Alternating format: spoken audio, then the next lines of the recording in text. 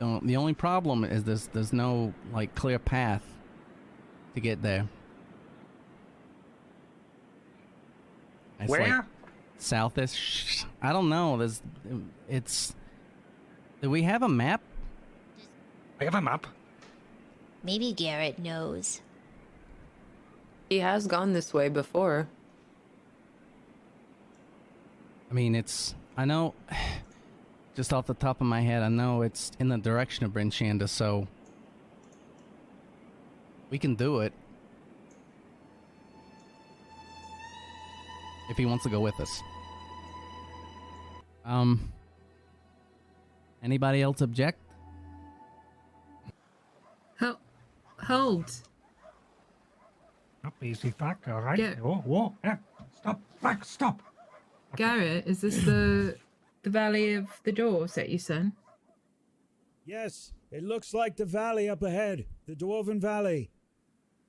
I need you to keep this between us and us alone. Oh, of course, and Azuth as well, but of This course power, I will have it, and I will dominate it, Leoric. If anyone stands in my way, I will cut them down. I don't care, friend or foe. I have no doubt that you will, but I do just want to give you a warning and just reiterate what Nissa has been saying. If it is just Shadowlin, Nissa then you has not trained as much as I have. It's a power of willpower. Listen to me, it's a power of the mind. Sentient objects are drawn in by power and in a strength that they know that they can quarrel with. It's like a game. This power can bring about change. Do you know the history of the High Elves, Leoric? Only a little, but not regale me. Well, let's just say blood runs deep, and I will bring about order. Terrael, this is fantastic news because, when we find the Shadowland and we are able to sculpt it and use it for our own gain, you see the boon for Azuth will need a champion to have and use this. Well, to use the Shadowland. So if we are able to sculpt it and make a Honin edge for it, or maybe even don the armor, then who better than you, Tarael? Who better than you, who could ride on a great beast covered and boarded in Shadowland armor, and ride and swing your sword toward any You foe? almost sound like it. What do you mean? This is what it tells me. What are you doing in this valley? And who might you be helping? We are helping some friends we met back in town. They are fellow dwarves like yourself, and we are assisting them. Battlehammer. Yes, Battlehammer. The Mithril Hall has been destroyed for much time. Thames, I was hoping that the... Check my notes. Honorad is our leader now. Yes, Conrad. Is he around? I am being open. You have told us nothing. You're asking us to follow you into the den of the dwarves that we've just met without giving us any information. You had all of this information before you said anything to us. This plan is about honor. So, it seems as if you've encountered Hiruna, Korax, and Storm. Aye. And he pulls the gem out. Aye. Arsik said that you'd brought that. That is one of our gems. Do you have any idea when we're leaving? Hopefully soon. I would like to get on the road as well. I would like to make it back to my husband soon. You actually want to go back now? He looks at Perry Lou. She says, I think that you're right. I think that Asterix probably didn't make it. All right. Once more into the storm. Chevy's fine with driving Thrak. Her hands are all blistered from yesterday. I want to try out the sled, I think. Yeah, you can have at it. What's going on? Do you not see the change? Do you not feel the change in how the cold just reaps into your soul? It's gotten a little colder, but I thought it was because we're not in the caverns anymore. It's snowing harder. And Clouds are gathering. it's definitely foggier ahead of us. Yes, I believe it's coming. The storm of any kind. I'll check. I'm gonna cast Druid Craft So again. we don't believe you. I just want to double check. No, it's fine. I mean, this doesn't look good. Suddenly, an arrow sails out.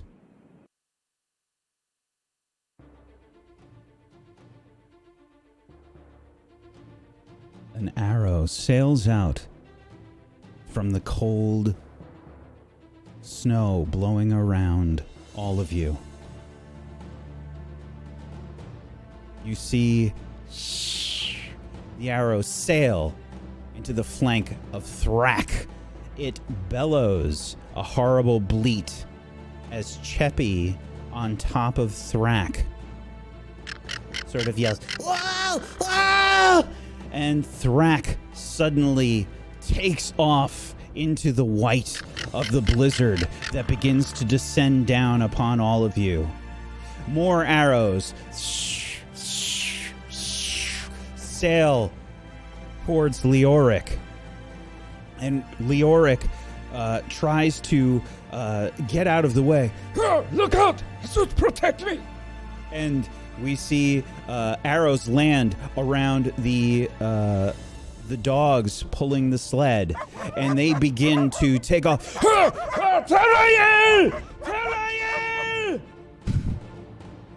Leoric sails off with the sled, and Tarael, you can see on the ridge, the small ridge around you, the shape of goblins with bows pointed at all of you. There's only a moment worth hoping that we can get through this together. Teriel looks towards the Orc's way and looks at Perry Lou and looks at Gareth and everybody. He's like, "Damns!" Grabs his shield and then runs in front of Gareth and Perry Lou and just tries to shield him. "Behind me!" I'm going to need everybody to roll initiative, please. Just as a reminder, make sure you select your token first in Roll20. And then on your character sheet, there is an initiative button near the top of the core page. Just the text that says initiative. I redo that. No, you're not going to redo it.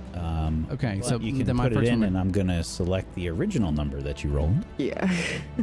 Yeah. So select your token first, and then hit initiative, and I'm going to use the first number that everybody rolled here. Yeah. Am I good? You want to roll again? No, you're on the list. You're good. Okay. You can fix it, yeah. Sorry about that. That's okay. Yeah. Same. We got really excited.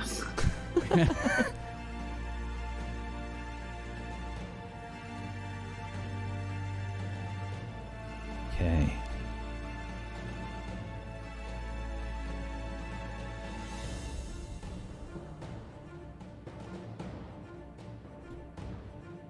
We're gonna need some initiative from the goblins.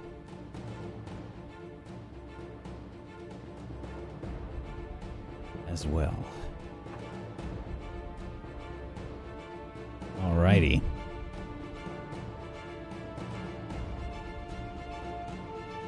Goblins will get a surprise round, but Teriel, you were rushing over to sort of protect who? I thought Isn't Perry Lou and Garrett here? Yeah, Perry Lou is sort of huddled in the sled, atop the sled, and Garrett is behind Perry Lou.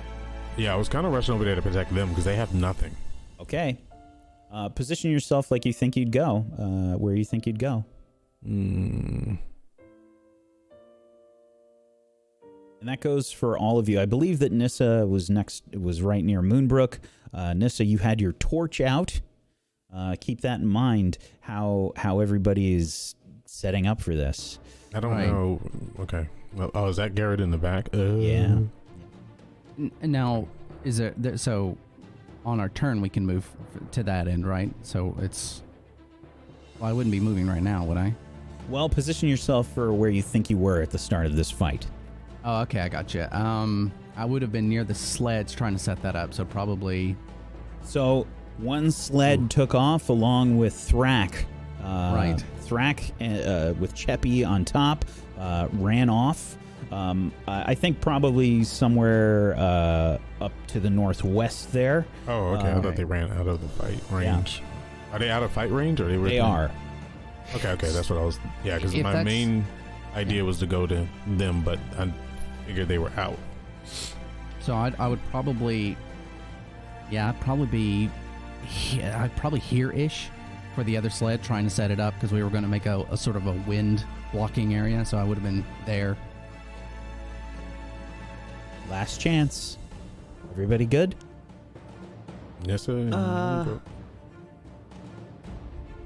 No, yeah, I thought... There. Yeah, I'm right there. Okay. Where she is. All right, the goblins will be getting a surprise round.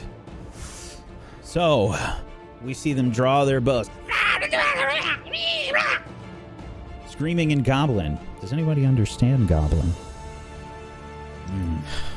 Unfortunate. I don't think so. That was a drow. So, the first goblin, and I'm going to do this top to bottom, left to right. There's a few of them. Let's see if I can get all of them in frame here. I'll do the best that I can here, chat. Okay.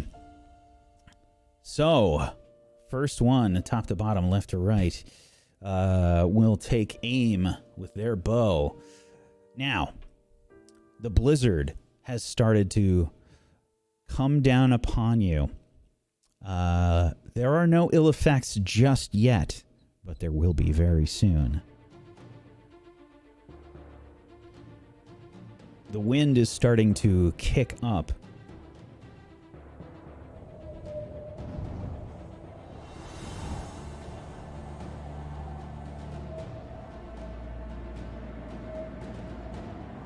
And first goblin will take aim. They're on a small ridge, maybe not even 10 feet up. Probably a little bit less than 10 feet up on this ridge. I'd say maybe like 8 feet up. But they will have advantage. Okay.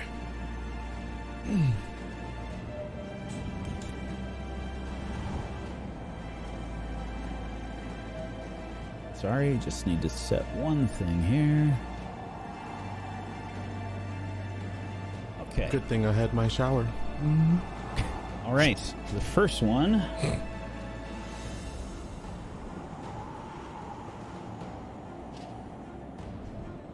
First one will aim at Nissa.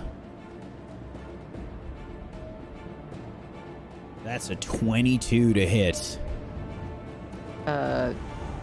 So what is... So it's versus your AC. 16. Yeah, so that is a hit. Jesus, 22. For 3 piercing damage, we see the arrow sail off over the ridge. Nissa, I think you're maybe looking towards Moonbrook, holding up the torch. Suddenly an arrow lands right into your forearm, sort of skittering off your forearm. You take 3 damage. Select your token, and in the red bubble, type -3 to take your damage. The next goblin takes aim at Teriel. That's a crit. Hits with another arrow. Arrow sails out towards you, Teriel. You're holding your shield up, trying to protect Garrett, but the arrow finds purchase right into your shoulder. Hits you for 7 damage. The next goblin also takes aim at Teriel. That's unfortunate. Yay. Oops, I pressed the thing. Do I have to put -3? Yes, in the red bubble, okay. you click your token. 20. Yeah. There we go. All right. Oh, excuse me. It was 7. My bad. Thinking about somebody else. 7. Yeah, -7. There you go. All right. The next goblin takes aim towards you, Teriel. 15 versus your AC. Miss. So 18. Miss. Do I need to press it?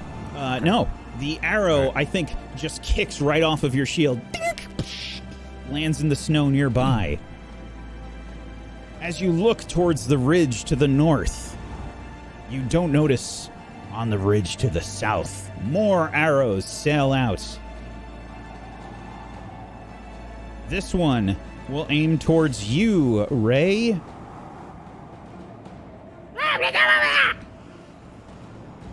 A 19 versus your AC. Yeah, that's a hit. For 5 piercing damage. As you look up to the north ridge, Ray, you feel this horrible stabbing, slicing pain hit right into your ribs and glance off of a rib. The next goblin aims towards Teriel again. Oh, a 22 is another hit. Yep. For 6 piercing damage. God. You hold up your shield, but there are too many, Teriel. From behind, in the back of your leg, you feel this horrible stabbing pain as the arrow digs deep. The last goblin takes aim at Ray. A 22 again. And this time it's for 7 piercing damage, Ray. Ray, you turn, but not quick enough. The arrow hits your shoulder, sticking in your shoulder, and you see the goblin hold up its belt. Ray! And it's your turn, Ray. Oh my god. Oh wow. Okay. I think after taking... Okay, so...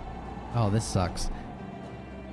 I think I'm going to go ahead and cast Cure Wounds on myself because I got low. And is that from... I forget where I do that. Is that from... That's from your core page, spellcasting. Right. Attacks and Okay. spellcasting. So, and I'll do that. Level 1, I guess, for now. Okay.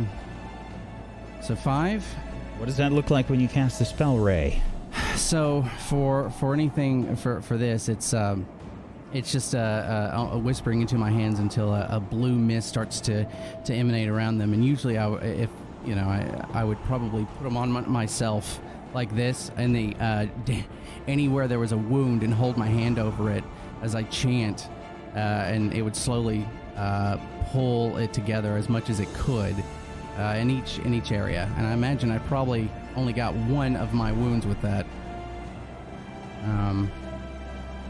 Probably too thrown off to do that again, so I'm going to make sure you click the token in the red bubble. Do +5.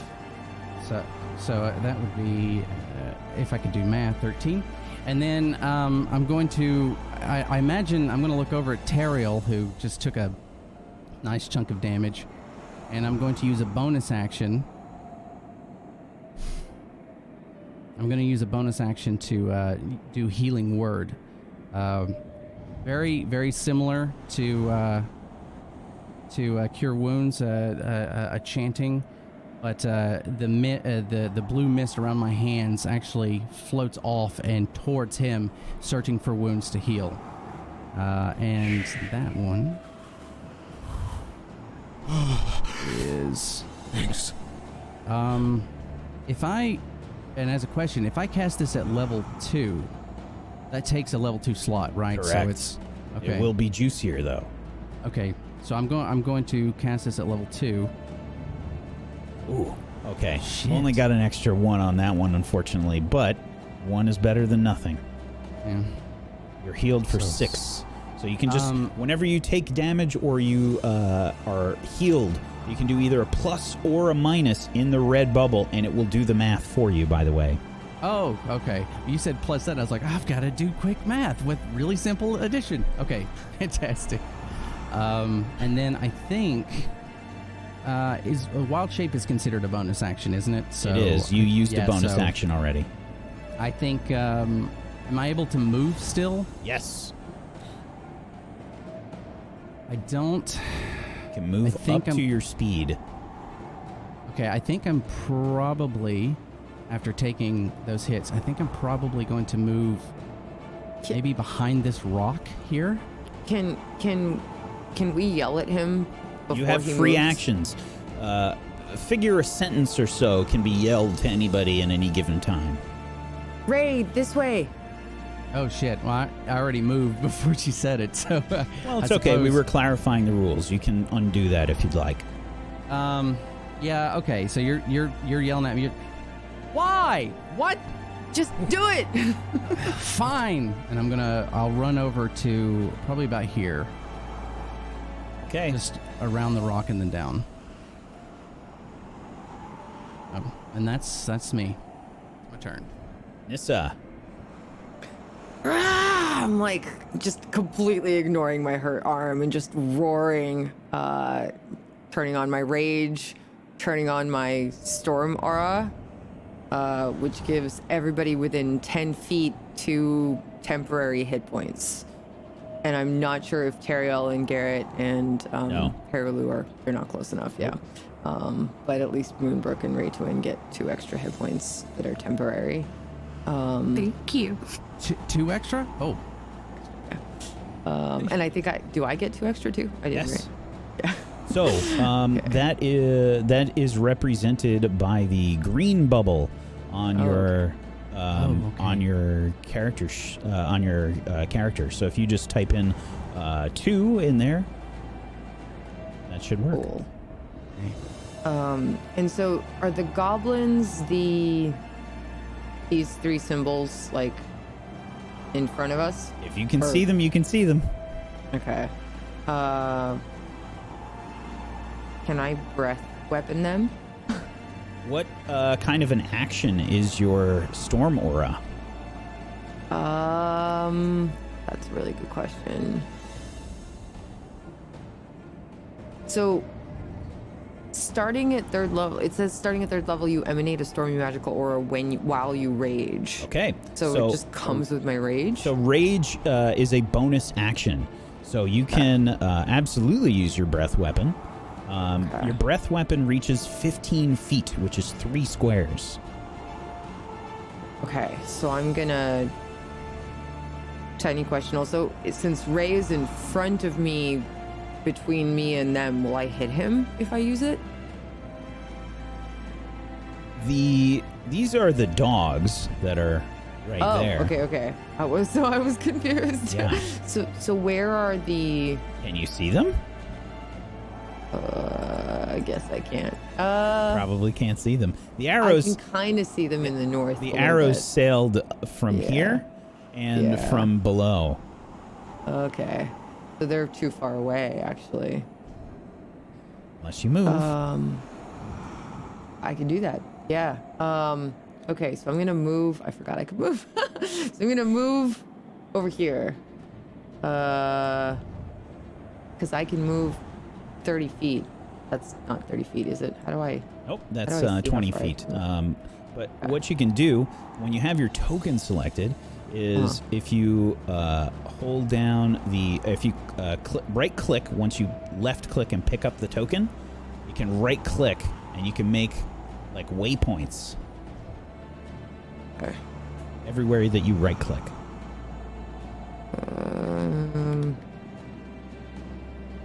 Right click. Oh, nope. That just moves everything.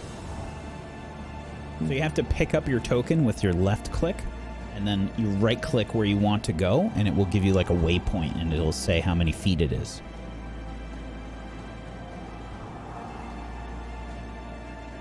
So you have to hold it. You hold it the whole time. But regardless, I'll just do it for you. This is 15 feet right there. I see. Okay, I gotcha. Okay, so I'm gonna 15, get pretty close.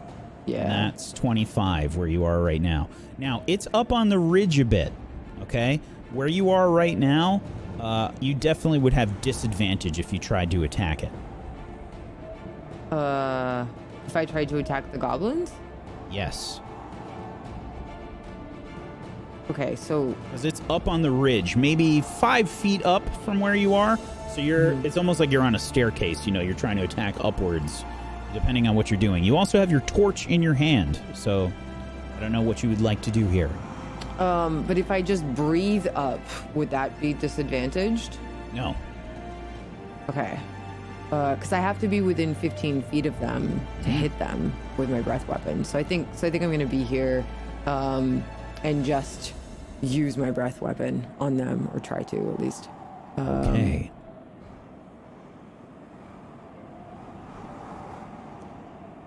So. And that is a 15-foot cone? Yeah. Okay. So I'm going to aim it to the right so that I hit as many of them as I can. All right, fair enough. Let's see here. I definitely have a thing for this. Where is the spell that I would like to use?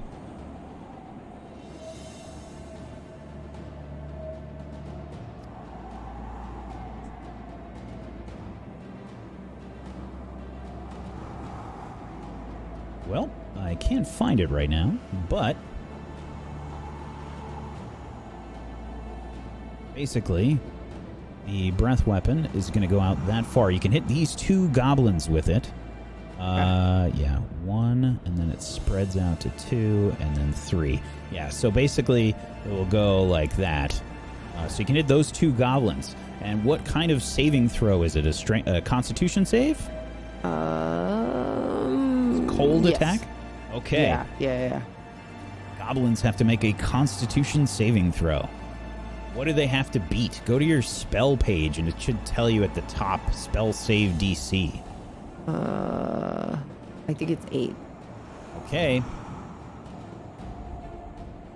That's a wait, fail. It's 8 plus my con mod. It should be right at the top. It'll give you a number. Spell page. I don't know where that is, spell page. So you have 3 tabs to your character sheet. Core, bio, and spells.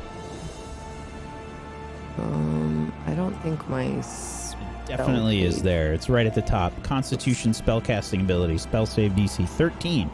Okay. It's right at the top. Right above the advantage, normal, disadvantage, core, bio spells. Right at the top there.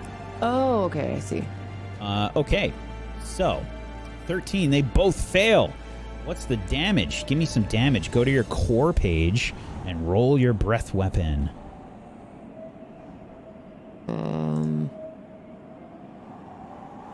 How do I on your core page,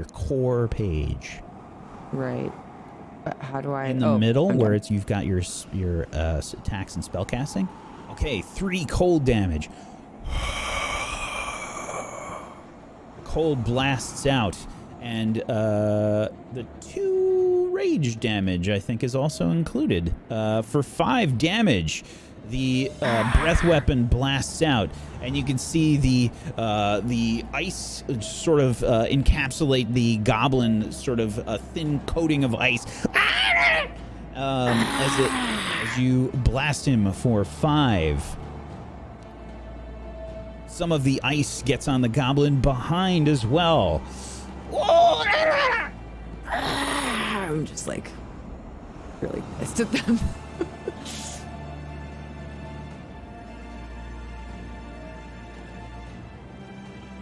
The notification that says half damage is if they passed the DC, so that's full damage there. Okay. Nissa, is that it for your turn? I think so, yeah. Teriel. Material's he's upset, really angry. It's like trying to patch his wounds, but looks around.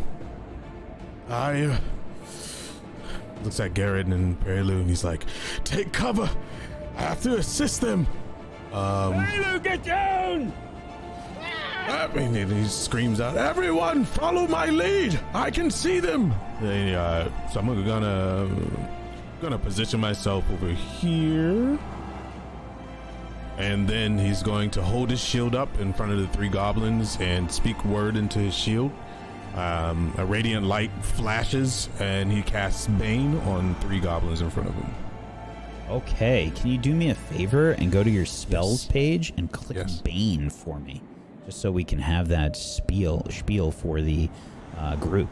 So, I would like to point out to you, and we'll assume that you do this, but there is, you see the components area of the spell?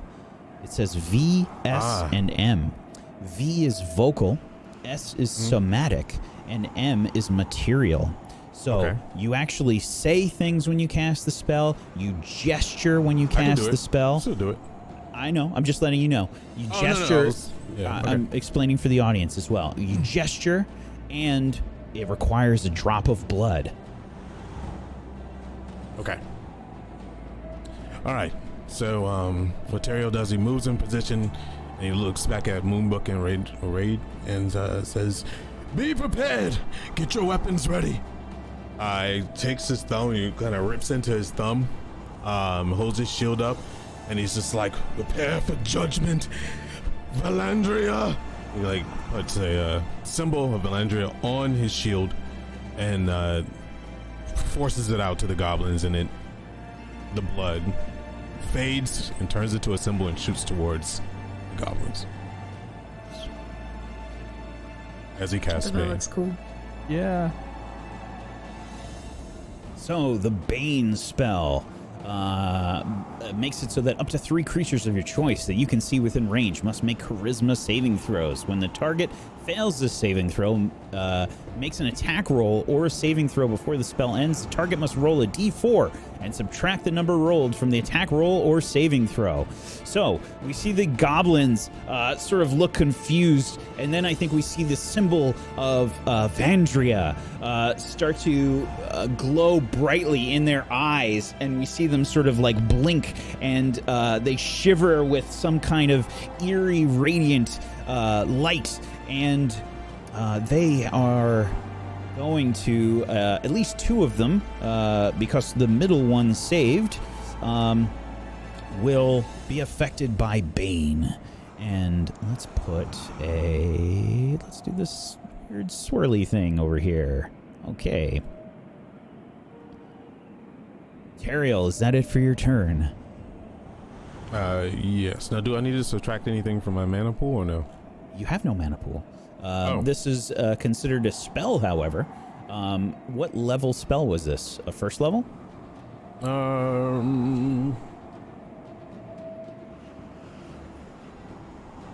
That's a choice up to me, right? Because it has 2. Yeah, you can cast it at a higher level if you'd like. No, that was a first level, because the higher level just has an additional goblin, and I only focused it on those 3 so far. Okay. So, you have spell slots, and they do get refreshed at the beginning of the day. So you had 3, and now you're down to 2. Gotcha. Also, this is a concentration spell, right? You tell me. If it says concentration, it then says duration, concentration up to a minute. Okie doke. Alright, just making sure. So basically, he just has his shield up the whole time while he's doing this. So the whole time that Teriel's got his shield up, we can see that sort of like symbol of Vandria basically sort of glowing in front of the goblin's face.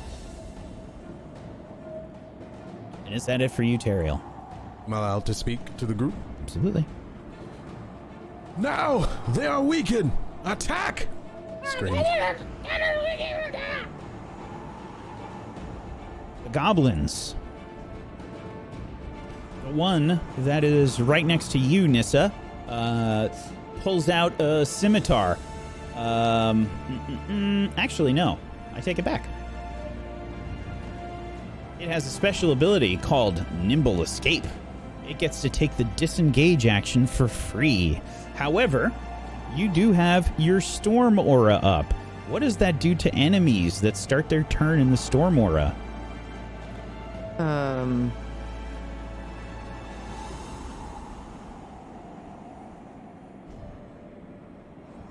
I'm actually not sure. I don't see that in here. So, I don't think it does anything. Yeah, I think it just benefits. It just benefits to your party. Okay. Yeah. Just an FYI, you can redo that for anybody that is in your aura at the start of your turn with a bonus action. But it does nothing to enemies. So this little guy is going to use the Nimble Escape ability as a bonus action, and it gets to run away, basically, and you don't get to do an attack of opportunity on him. And I think that he will take aim with his short bow at you now, Nissa. And what's that? I'll just ask when it's my turn. It's fine. Yeah. So you have to come back around. So the goblin is going to take aim with a short bow. It no longer has advantage on you, however. And that's only a 9. So the arrow gets drawn back. He's sort of a little scared now that you've sort of gotten close, and it's this big, tall, dragonborn imposing this imposing figure above it. The goblin, it sort of aims with its bow, and just the arrow just lands into the snow right nearby. The next goblin is sort of behind a rock over here. I think you have cover there. And let's see, how much cover do you have? I would say you have something like 3/4 cover.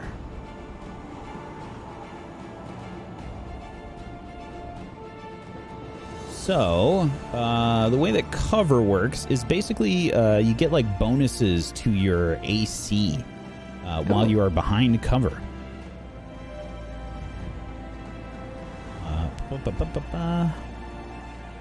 Just trying to remember how much it was. Of course, I didn't bring out my GM screen.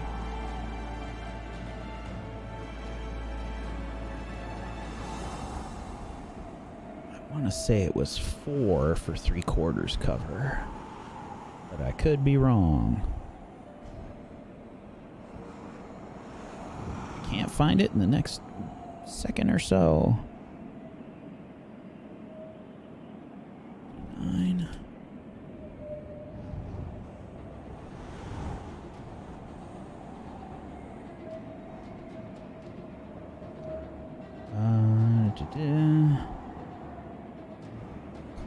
Cover. Where did it go?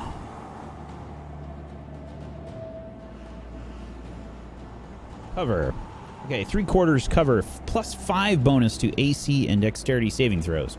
Okay, so the next one is going to take aim. This is a regular attack. I think you're kind of nullifying any advantage that I might have based on the position. And yeah, that's only a 3. So another arrow sort of sails off nearby, bounces off a rock near you, misses. The last one will take aim. And that is also a miss. Didn't even need the Bane, apparently, Teriel. Sorry. The arrow sort of sails off, missing Nissa again. And then we go to the goblins down on the southern ridge. More arrows sail out from those goblins who still have advantage, unfortunately. Let's see. I think they're only going to get to select between a couple targets now. First arrow headed towards Ray. A 23. Uh-oh. Yeah, that's a hit. 6 piercing damage, Ray. What are you looking like? There are arrows coming from everywhere. You see Nissa and Teriel sort of like charging up, trying to stop these goblins. Where do you think this arrow hits you? I think this one probably gets me in the thigh, and I'm down on one knee at this point, just grabbing at it. Ray! Okay. Remember, you have your temp HP. The temp HP kind of works like a shield. So you take your damage from your temp HP first, and then it goes to your regular health. Oops. So add 2 to your regular health and minus 2 from your temp HP. What you had. Oh, never mind. You already tried to redo the math. I'm resetting. Okay. I'm going to continue here. Okay. Oh no. The next arrow looks like it's also headed for you, Ray. Short bow attack from this one with advantage is a 15 versus your AC. Yeah, it hits. Oh no. Barely. It barely hits. 5 piercing damage. Yeah. This one hits me and probably in the shoulder, and I'm essentially down on the ground with one hand, barely holding myself up. We see blood sort of squirt out from Ray as he takes another big shot here. Try and get everything in the cam if I can. It's kind of an awkward position here for everything, but we'll try. All right, the last goblin takes aim. And this one is towards Garrett. An 8 is a miss. Hurry, Lou, get down! And we see Garrett just kind of like duck down, trying to put his hands over Perry Lou, who's just peeking out from the furs on top of the sled. The arrow sailing past. Moonbrook, it's your turn. Moonbrook instinctively steps in front of Ray at this point, like as she just looks over and sees blood spray everywhere, and she'll pull out she'll pull out her short bow and shoot at where is he? This where, how do I show where I am? Or show who I'm pointing at? Oh, with the arrow tool. It's a ruler with a circle. Gotcha. This dude. Okay. Down on the ridge. On the southern ridge, yes. Yeah, we'll shoot for that guy. Okay.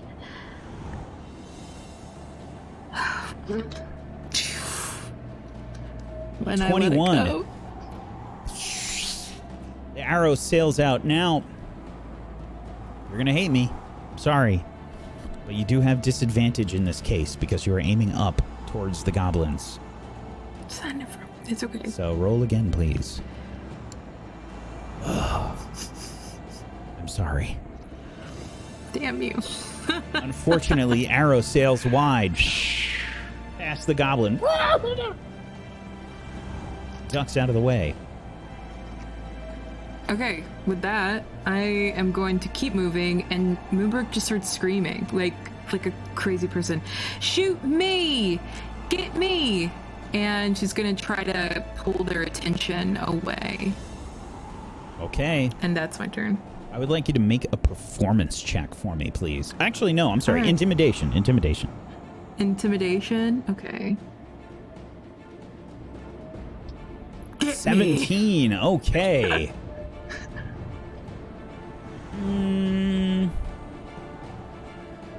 I look scary in the snow with my hair going crazy and blood is squirted on me from Ray. Yes. You can see them. That's a 16 that they rolled, not the 19. You can see that they're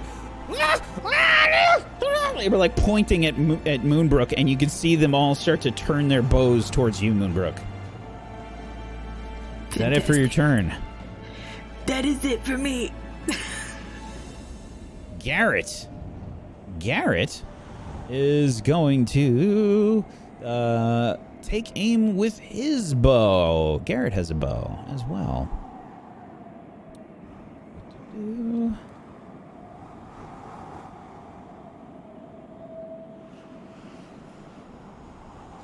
Garrett is going to have disadvantage just like the rest of you.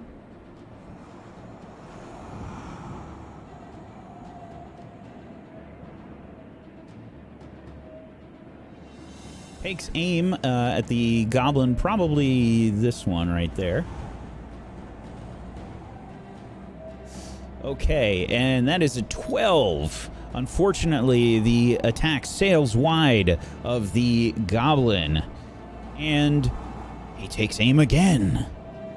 He's got 2 attacks. Oh. I love 15 him. is a hit. Go Garrett. For 7 piercing damage. The arrow sort of, the goblin's like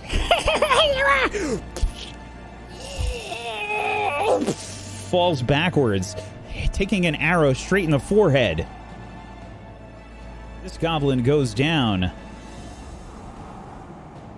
Holy shit, Garrett. Yeah, Garrett. Still got it. I'd be cheering. All right. And now, the blizzard descends upon you. The snow starts to fall all around you, harder and harder, and it gets more difficult to see. Any ranged attacks that you try now will have disadvantage.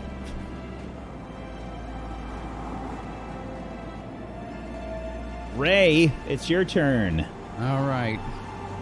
So, and just to clarify, what with spell slots being what they are, I can use spells again until the spell slots are gone, right? So I can use Cure Wounds again on myself. Absolutely. But it takes a spell slot. Okay. Yeah, it just requires a spell slot. That's it. Yeah, so I'm definitely going to cast Cure Wounds at level 2 on myself. So I'm on the ground and I've got one hand trying to like hold on to one of the arrows to pull it out, and I'm gonna push myself up, and I'm gonna just start whispering into my hand, try and build up as much, I guess, healing power as I can. And I'm going to cast Cure Wounds at level 2. Okay, another level 2 spell slots used. We see Ray sort of whispering, and you can all sort of feel the energy in the air encircle Ray. And Ray, you're healed for 12 HP. Quite a bit different this time. Yeah. And with that, I'm going to now shift into a Rolftuin form. Okay. And I will grab that. A little bit of juggling, I'm sorry. Let's see here. There we go. I dropped it. I can't see. I did drop it. You're right next to the wolves. Oh, I'm gonna make it visible for you here. Hang okay. on. Yeah. 1 second. Yeah.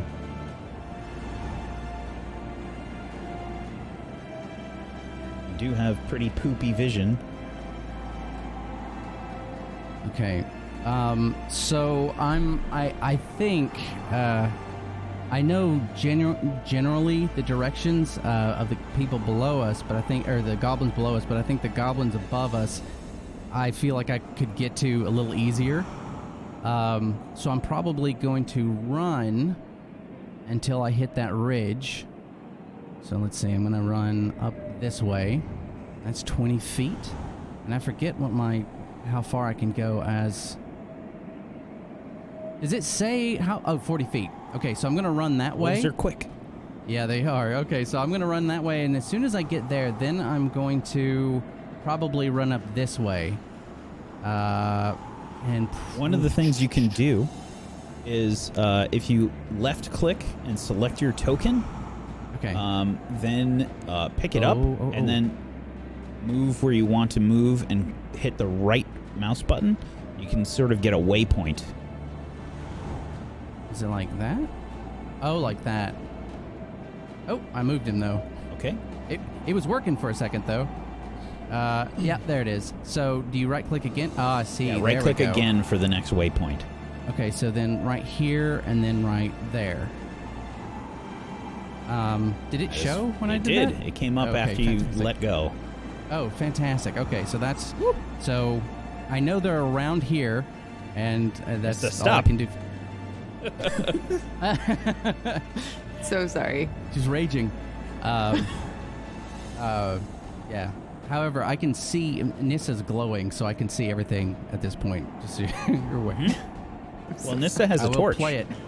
Oh! Thank you. Awesome. Great. And that's me. That's my turn. Okie doke. Okay. Let me make sure we get you. I'm gonna get you on the sheet here. Sorry, as I don't know if I can. I can change you to Rolf Twin. I think. Let's do that. So we know really who you are. Yes.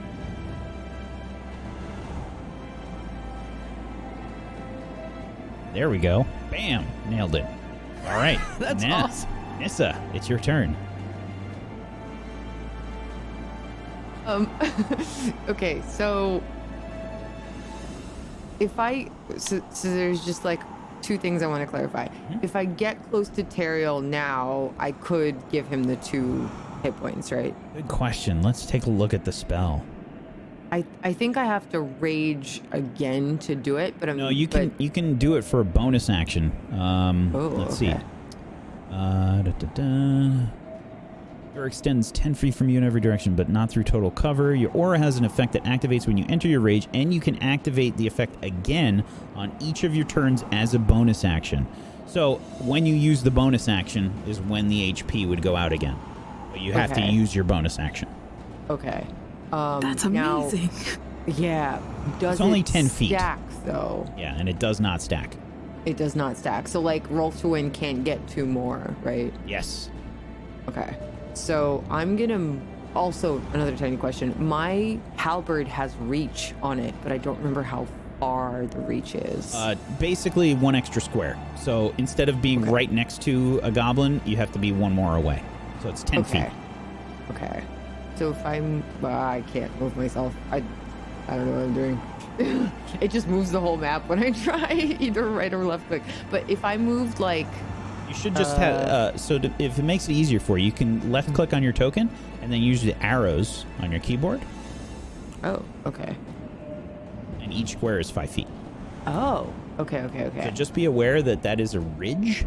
So going up it will cost double. So you started here.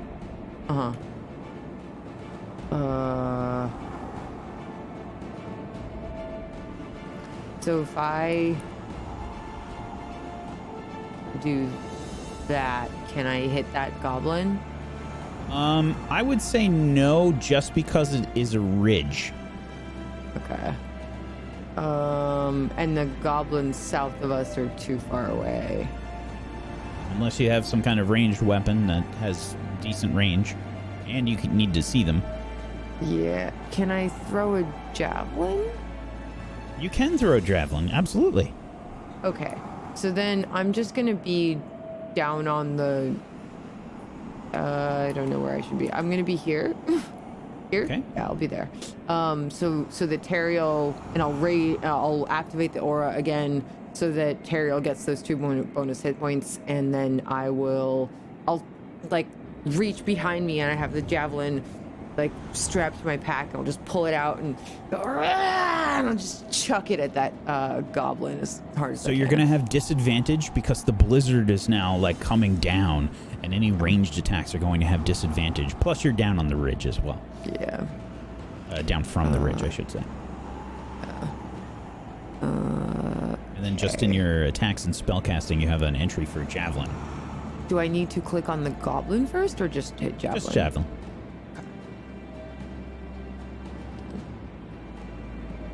A 10. You reach for the javelin, hurl it, but it rebounds off of a rock just on the lip of the ledge and bounces off and just sort of spins and lands in the snow nearby. Is that it for your turn? Yeah, I just like say, damn it. But I look to Teriel and I'm like, okay, at least he's gonna do a little better. And then I'm done for now. Okay. Just a heads up, Rolftuin. I gave you your temp HP in the green bubble and switch your HP to the red. Oh, okay. So I set you back up. Okay, because you got temp HP from Nissa. Oh, so I did get that again. Okay. Yeah, she can activate it as a bonus action in when whatever's in her area of effect there. Okay. All right, Teriel, it's your turn. Well, I'm still holding on to Bane right now, and if I move, correct me if I'm wrong, the spell ends, correct? Incorrect. The only time your concentration breaks is if you get hit by an attack. You have to make a Constitution saving throw to make a concentration check, or if you cast another concentration spell. Thank you. Sure.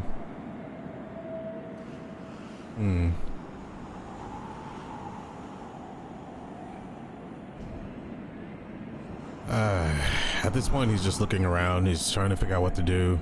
I believe he's going to look at Nissa and scream, "Thanks, but I have to help him." And he's going to look towards Rolf to win. And let's see, I can move up to, what was it, 15 feet, I think?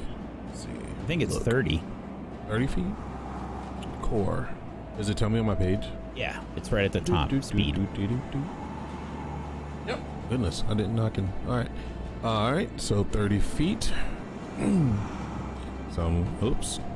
I was getting ready to okay. So do this. You said click it and then right click? No, yeah, like if you lift up your token with the left click and then you right click where you want to go and it'll place the first waypoint. Oops, that's not it. Okay, I see. Then I right click again. So it's 20 feet. And it'll show everybody else when you let it go.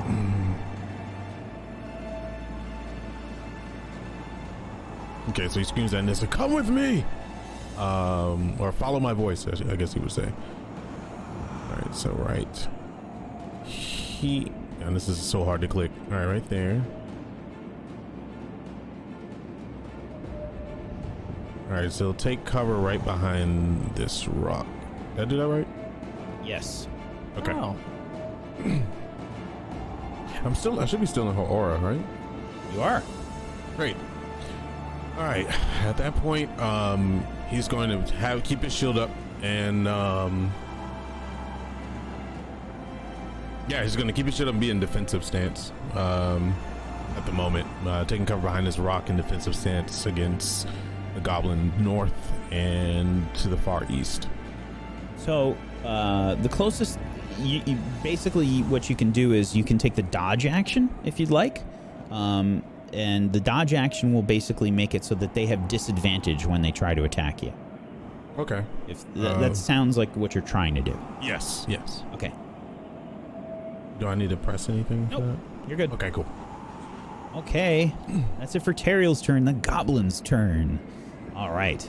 So the goblin up here probably sees this wolf rushing up. Now that big scary dragonborn is gone, we'll take aim at the wolf and try and attack it. Okay.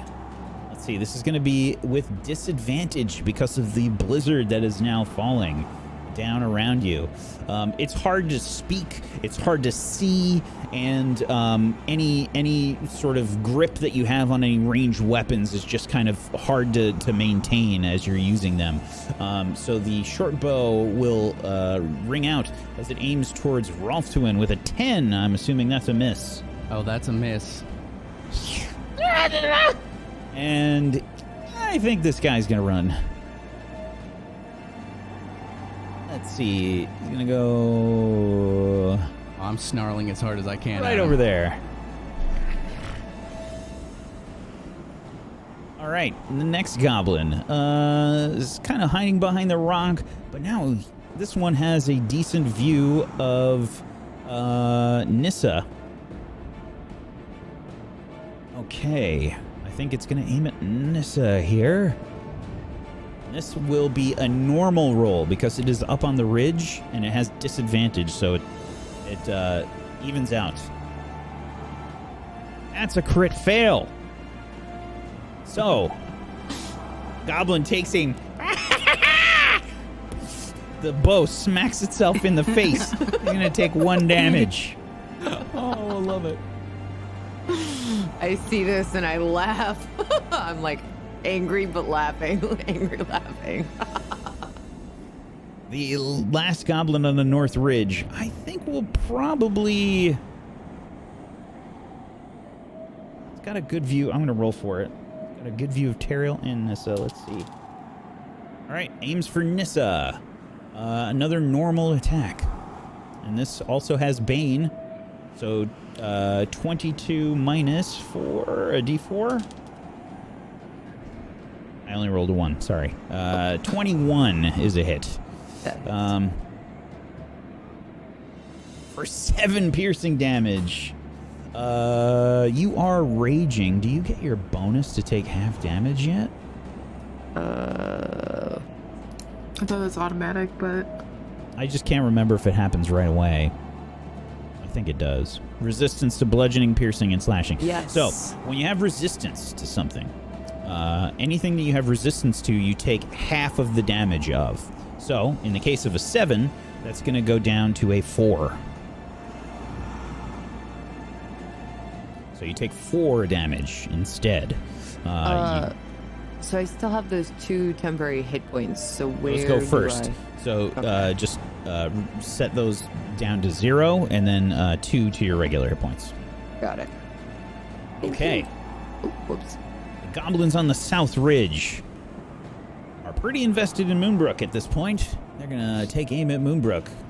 They will attack with a normal attack as they are up on the ridge. In a blizzard.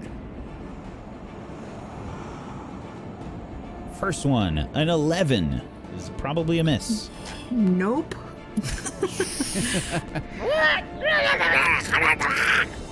Screaming at you. The arrow sails wide. The next one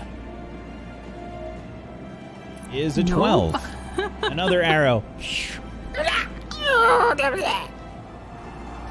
is another miss. Moonbrook, it's your turn. So I am going to, with that, as he's taking his next shot, she's already starting to move. And I'm going to do cunning action. And I'm going to pick dash. So I'll get, instead of 30 feet, I'll get 60 feet of movement. And I am going to 60 feet. I already counted 40 feet to here. I'm going to get right beside this goblin, pull out my dagger, and stab him in the kidney. All right. Are you calling a shot? Yes. And she's You gonna are? be... What? Are you sure you're calling a shot? Wait, stab him in the kidney? Yeah. Oh, to see if... Oh, no, she's just gonna stab him. Sorry. Okay. Let's, You can try let's be if you clear on like. that. I have nothing to lose. Let's go for the kidney. All right. That's with disadvantage. It's fine. Also, as she gets up to him, she's gonna grab him, or try to grab, Flavor, and say, "Hello, sweetheart," and try to stab him in the kidney. Okay. Sorry. And let's see, dagger. He's a disadvantage. Disadvantage. You go for the Damn. kidney. The goblin just kind of dodges out of the way. I still have 20 feet of movement left, so I am going to get out of the way. Okay. Just be aware. You will take an attack of opportunity. Yeah, I will. You know what? Let it ride. We'll just let it ride. Okay. Where are you headed? Let's get blissful. I am going to head this back down the ridge. No. I'm not moving. I'm not moving at all. Sorry, my turn's over. Thank you. No problem. All right, that's it for Moonbrook. Garrett takes aim with his longbow. I can barely see! Moonbrook, where are you? And he takes aim. I can't hear nothing. Okay. Garrett will aim with disadvantage.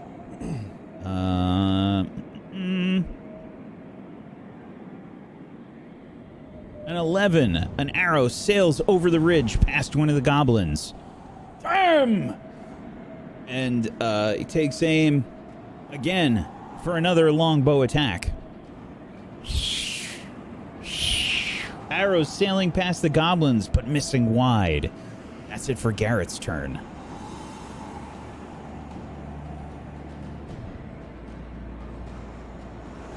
Rolf to win. It's your turn. All right, so I think I followed, like I was very focused on the goblin that ran away, and he's just at the edge of my vision. So I'm going to ignore. Whoa, hold on. There we go. I'm going to ignore these guys, and I'm going to go around, and then right to here, and then I'm going to bite. Okay. It's a regular attack. Oh, so it's the 12. Yeah, because it's with this. Fuck. No, it's just a regular one. This one you rolled with advantage. Oh, yeah. I thought it always does roll with advantage. Did it have? Oh, my bad. Normal. My bad. Normal. Yep. So it's a 12. Shit. A 12. You go for the bite. Go for the bite, and the goblin just barely pushes you out of the way before you go for the bite. It is a miss. Damn. And that's my turn. That's it for your turn?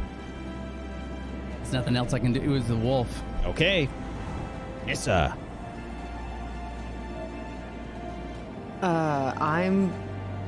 I'm trusting that Moonbrook knows what she's doing. She's with Garrett. She's strong as fudge, so she's fine. So I'm trusting her, and I'm running up the ridge because Teriel was like, "Follow me." I think I can do that. Can I do that? You're gonna run up the ridge? Yeah, like, well, I don't know how. So basically, it's double movement, but you can go up there. Yeah. Okay. So yeah, you're basically it's almost a climb, but you sort of like if you've done like bouldering and that kind of thing before, it'd be the equivalent of that. Yeah. So my claw legs, I like everything's strapped to me, right? So I'm just like, and I just claw my way up there. This would be the equivalent of 30 feet, which is my max movement. Yeah. Now that's 2 squares away from that goblin. Can I attack him with my halberd? You absolutely can. The goblin is under some cover, however.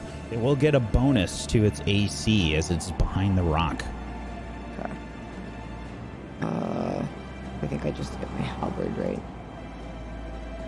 A 19 is enough, though. Give me some damage. So we see the halberd sort of come down. How do you kill him?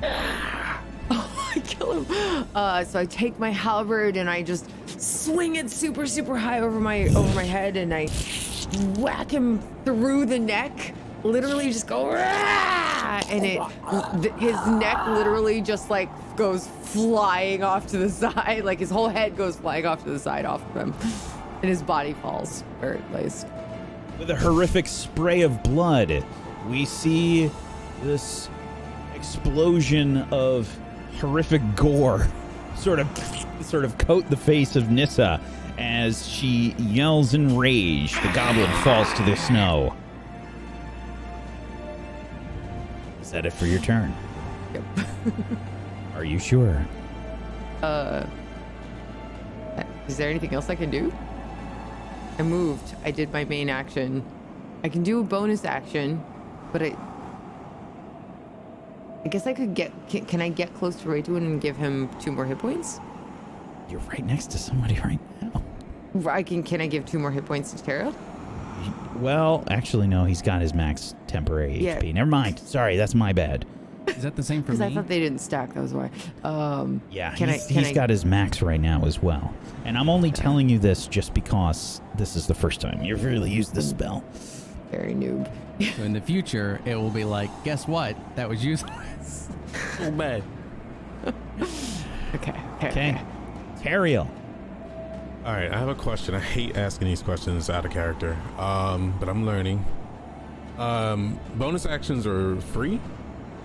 So you have to have a spell, or you have to have an ability that uses a bonus action. Right. And you get 1 per turn. Oh, okay, cool. All right. But they work in addition to your regular actions. Right. All right, so Teriel looks at this and he's like, and then he's like, I'm tired of these games. And he's going to run along the ridge. Oh, by the way, Bane is ended. Because it's a minute concentration. I want to be fair. Oh, no, a minute is 10 turns. Oh, really? Holy crap. Okay, yeah, cool. Never mind then. Long. Then it hasn't ended. We'll soon. Okay, so he's going to run up the ridge, side of the ridge. Let's see. Boom. Okay. 15 feet right in front of the goblin, and he's gonna lower his shield and just kind of smirk at it, and he's gonna go for the hit. He's just gonna swing his sword out. He's not in dual stance. He still has his shield up. Okay. And I need to do a... Now, is this with disadvantage? This is regular. Okay, cool. Making sure. Okay, so he goes up and he's just like... Ah! That's a hit. Give me some damage. Okay, so... Are you using your... Oh, no, I didn't... No, because I'm not going to say that I did. How did I turn... So there's a little checkbox right at the bottom of your attacks and spellcasting. Oh, okay. Didn't know that was there. Thank you. No Sorry. Problem. So just the 5 slashing damage. Yes. 5 slashing damage. Slices deep into the goblin. Recoils in pain. It's still up.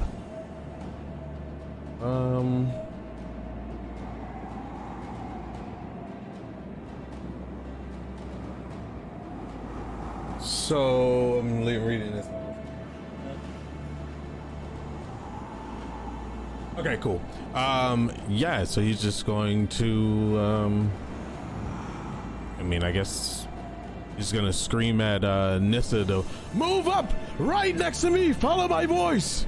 And that's it. Okay. The goblin's turn.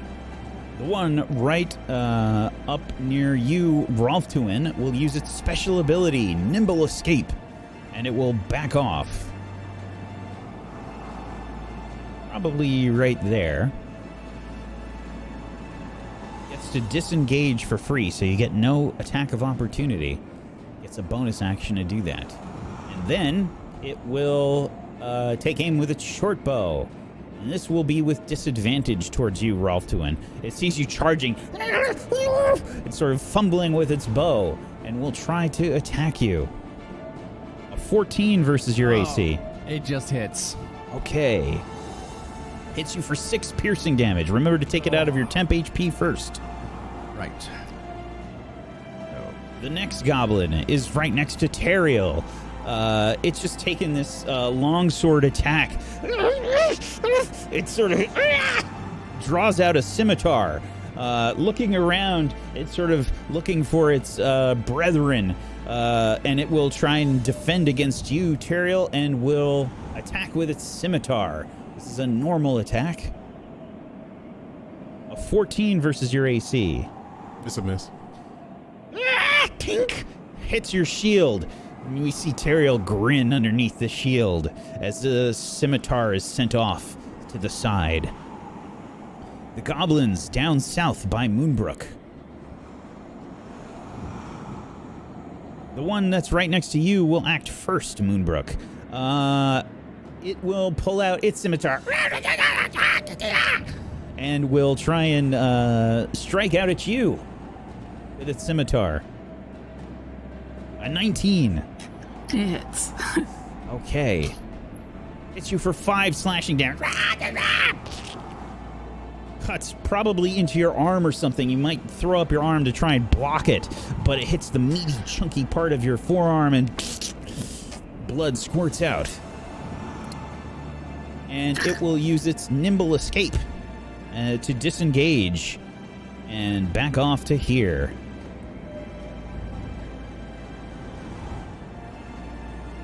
The goblin, also on the ridge, looks towards you. I think it will... I think it's got a decent shot. It's gonna try and strike you with its short bow. Disadvantage on the attack because of the blizzard. 10. Arrow sails out right past you, Moonbrook. Does no damage. Now it's your turn.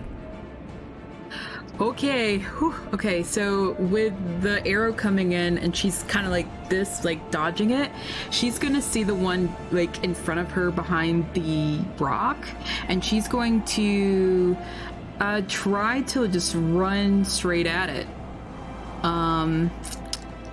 Like obviously scoot around the rock, but then with all her weight, just shove into the goblin and try to knock him off the cliff. Okay. It's not that big of a cliff. Yeah, but still, will get him away from me. Okay. So I think this is going to be straight up strength check, not a saving throw. The check. Okay. Strength check. Yep. Oh, it's got to beat a 15. Let's see. A 19, unfortunately. Oh. So the goblin, sorry, I'm clicking on a bunch of wrong things, but that was the 19 there. The goblin sees you come running, and it totally, I think it just kind of ducks down, like as you go to sort of shove it off the cliff, and you sort of lose your footing a little bit, and nothing else happens, but you can't push it off the cliff. Yeah, with that being said, I'm going to do cunning action, disengage, and move back out of the way, back over to where I was, back around the rock. Okay. That wasn't my bad.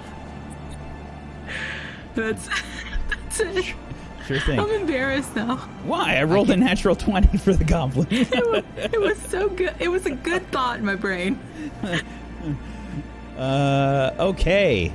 Garrett will take aim with his long bow.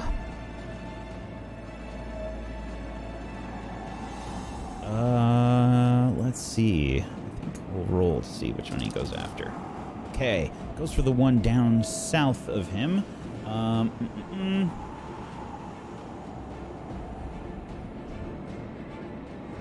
Sorry, I'm doing my best to get everything in the camera here, chat. It's hard. It's a big map. Okay. Takes aim with the longbow. And that's an 8. Arrow sails wide. Damn it! Takes aim again. Stop moving, you little! And a 16 is a hit. Nice. For 7 piercing. We see the goblin. It's got its bow out, like drawing it back to take aim at Moonbrook again. And before it does, right in the eye, another arrow lands as Garrett fells another goblin. You're amazing, Garrett. Yeah! Okay, Rolftuin, it's your turn. Well, with vision being what it is, I can't see where that goblin is, so I'm going to turn to the one that I can see. So I'm going to go here, and I'm going to bite him. All right.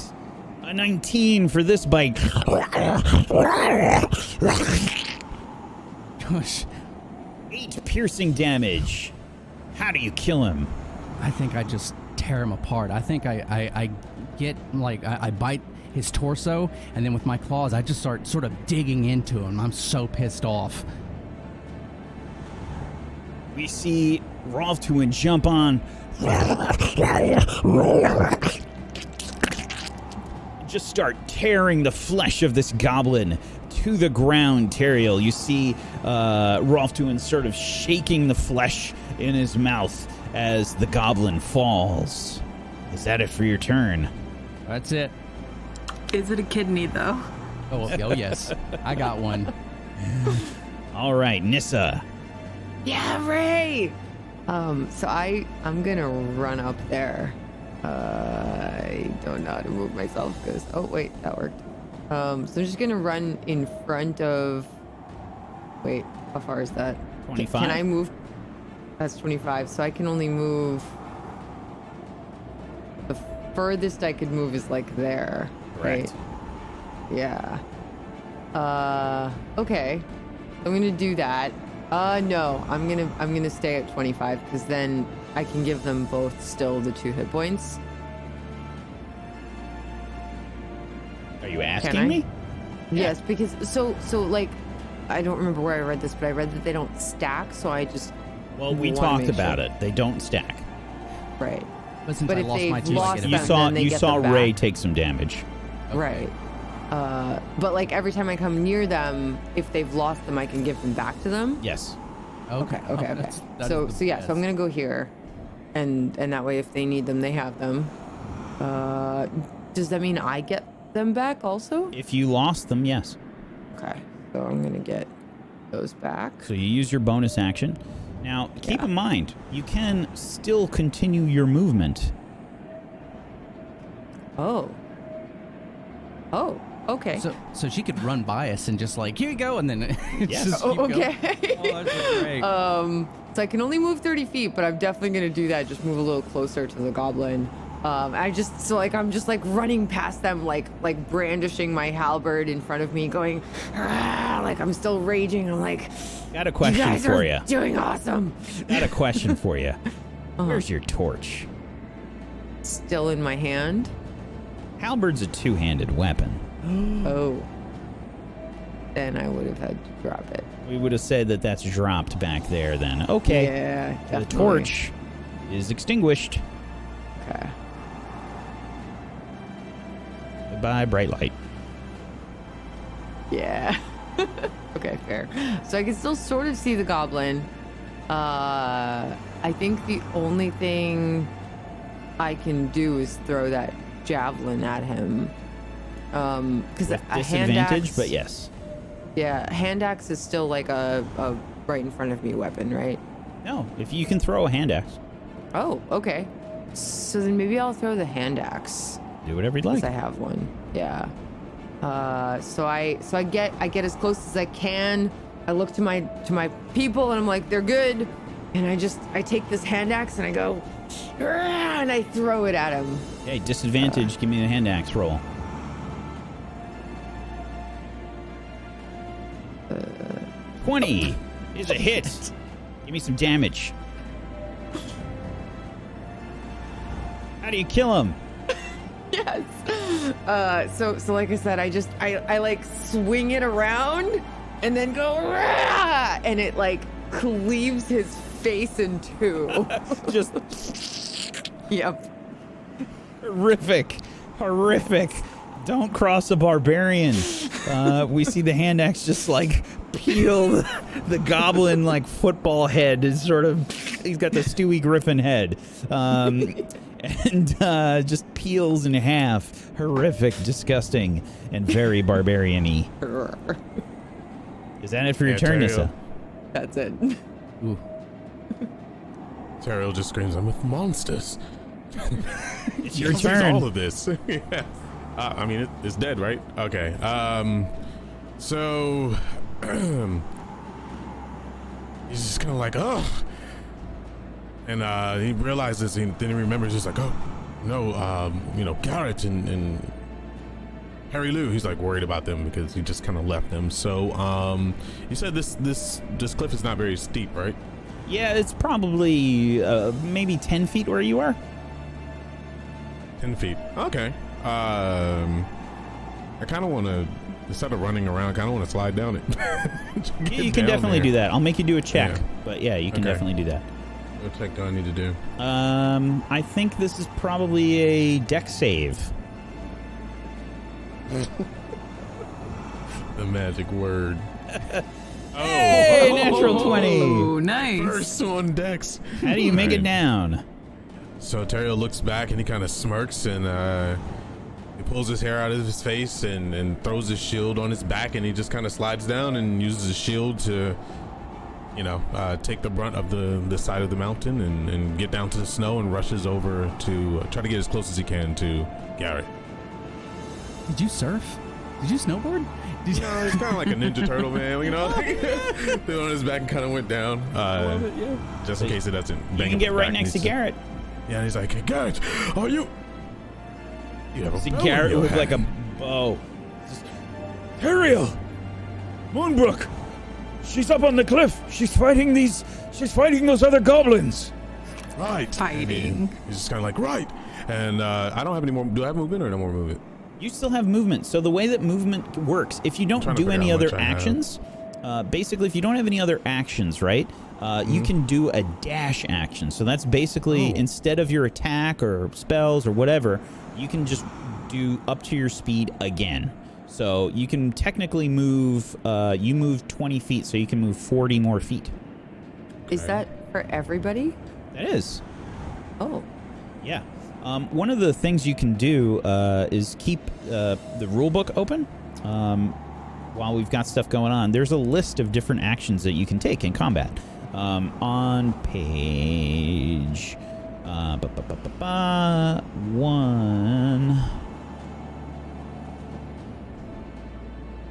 189 and 190 on the bottom of the page of the book there.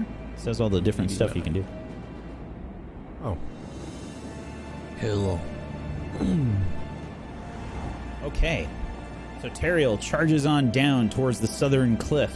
Moonbrook, you can probably see the glint of Teriel's shield making its way towards you.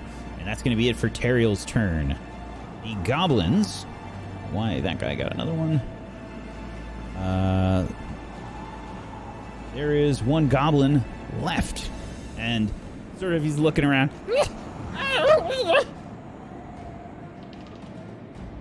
He's gonna run. He's gonna book it. He starts hauling ass. You see him run off, Moonbrook, into the white, windy blizzard.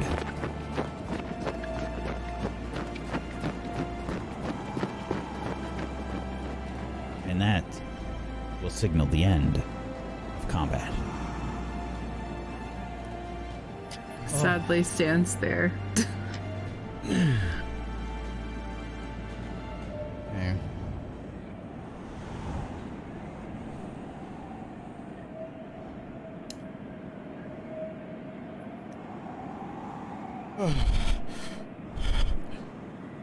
Are you all right? He's like screaming up there. He can kind of see, I guess he can kind of see the goblin on, well, he can see both of them technically. But I don't know how high that ridge is, so let's just say he sees the first one down.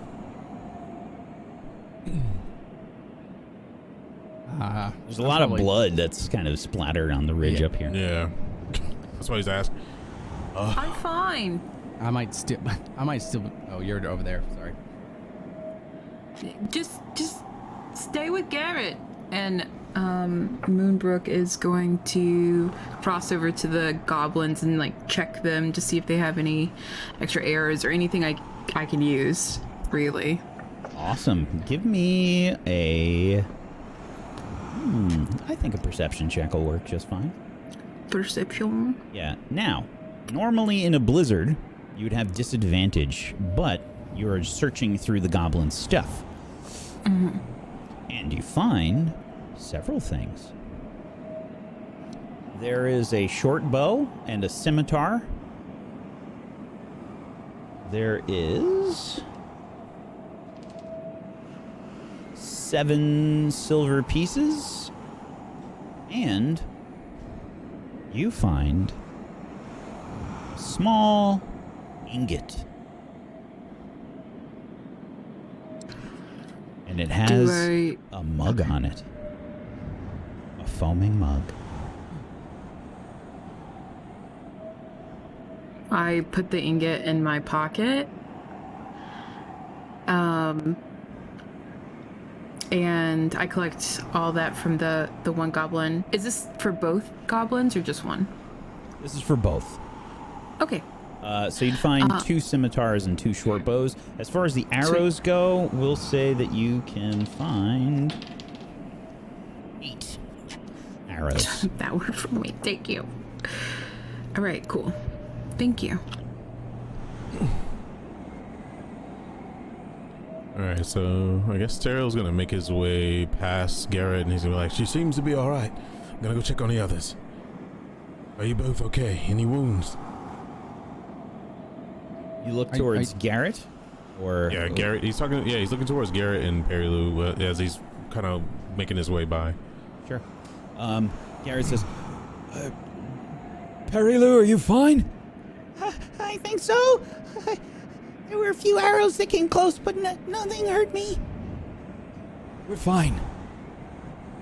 Good. I'm gonna make my way up the ridge to keep warm.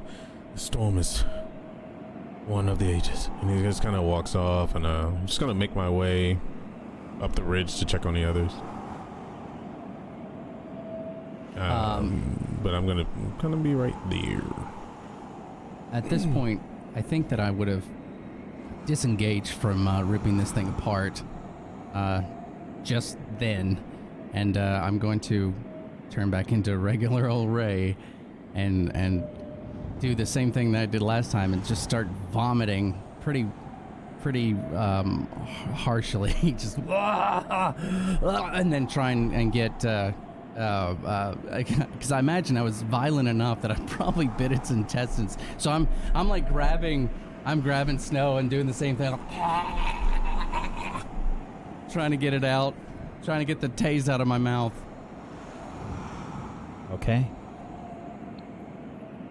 Moonbrook finally comes down off her ridge to where they were setting up camp. Joins everybody. Yeah, I'm just gonna make my way down there. I think I probably pass Rachwin and just like I'm covered in blood. I'm just and I don't care. And I just kind of see him on the ground puking, and I just put a hand on his shoulder. I'm like, "You all right, friend?" No, but I'll be okay. And I think while I'm down, I think when the puking mostly subsides, I'm gonna start like looking at where I had been shot, if there's any arrows still sticking out of me at any point, because I imagine when I'd been shot a couple times and I turned into Rolftruin.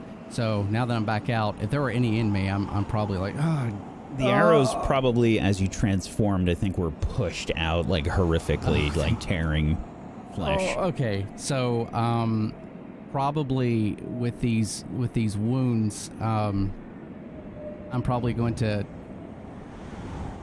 try and patch them up as best as I can. I think I'm just try and get some fabric and rip it and place it and wrap it as much as I can. I don't think I have much to do that with, so.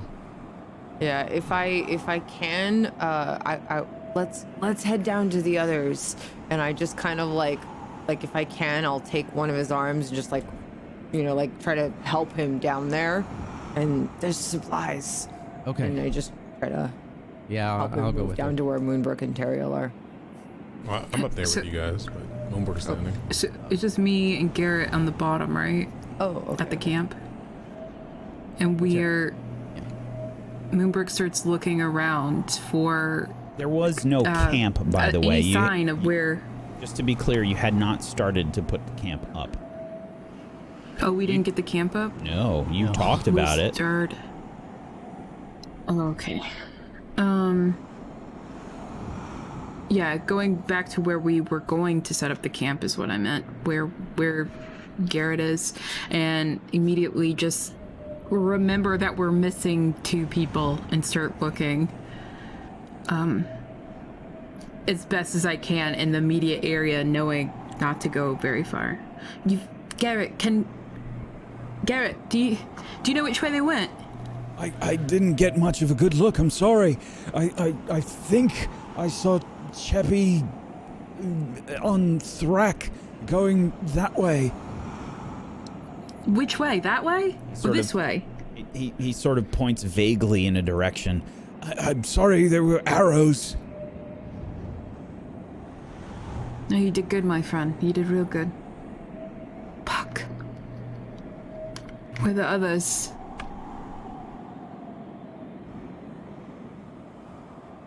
I imagine at this point, Nissa and I are probably moving closer to wherever everybody was huddled. I'm not sure how well she could see, but if she couldn't see very well, then I'd be guiding a little bit, watch out. Yeah, I'm just trying to help him and being like, just tell me where to go. Yeah, and then probably get to where they are and just start looking around and just go, you guys know where's Leoric? Do you see it? What? And I'm just sort of babbling, just like looking around. They like just went into the, and I'm still looking around.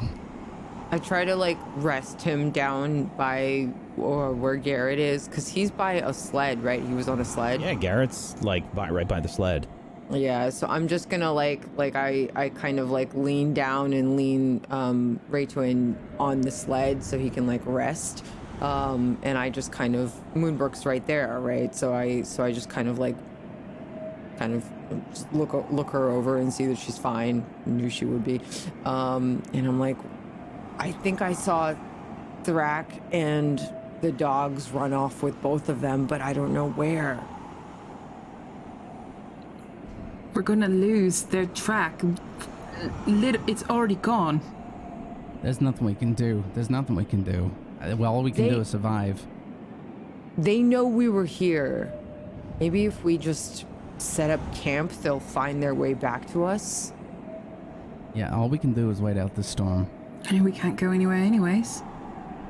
You see Teriel start to head up to the northern ridge. So Teriel's going up to the northern ridge and he's looking around and he sees the goblins. He's going to try to loot them to see if they have any kind of markings or anything showing that they're from a certain clan nearby or sure of that nature. Go ahead and make an investigation check.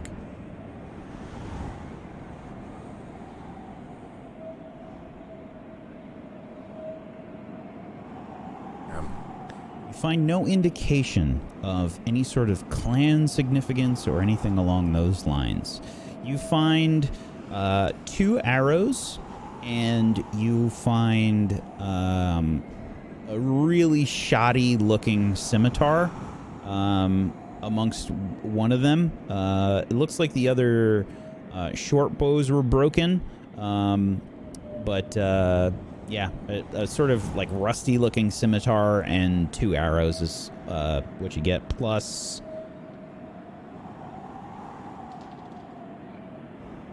two silver pieces. Okay. Alright.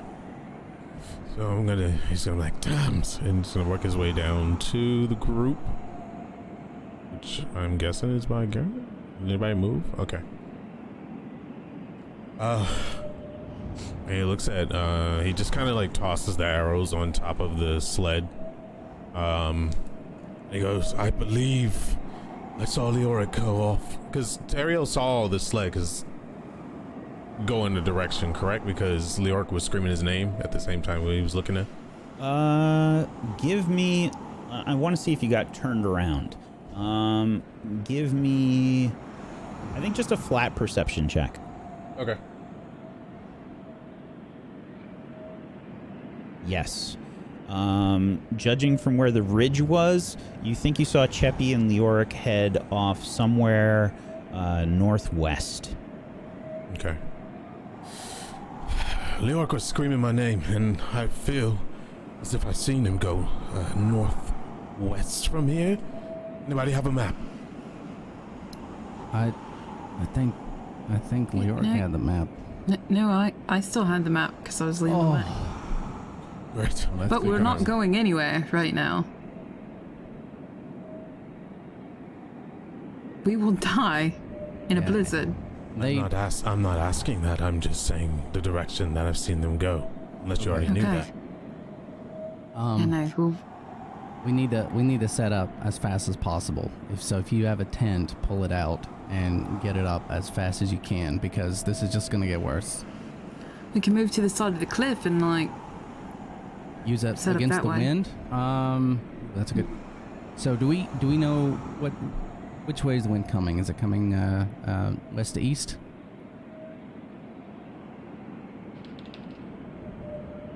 It is coming west to east. Okay, that sort of sucks. There. Okay, so, and this is I can still see the board a little bit. So if it's still similar to that, there are some places where it dips up a little bit, but I don't know if there's much more than that. So I think I would probably pull myself up and walk over to them, looking for anything that might shield the wind any bit, at all. Make a survival check with advantage.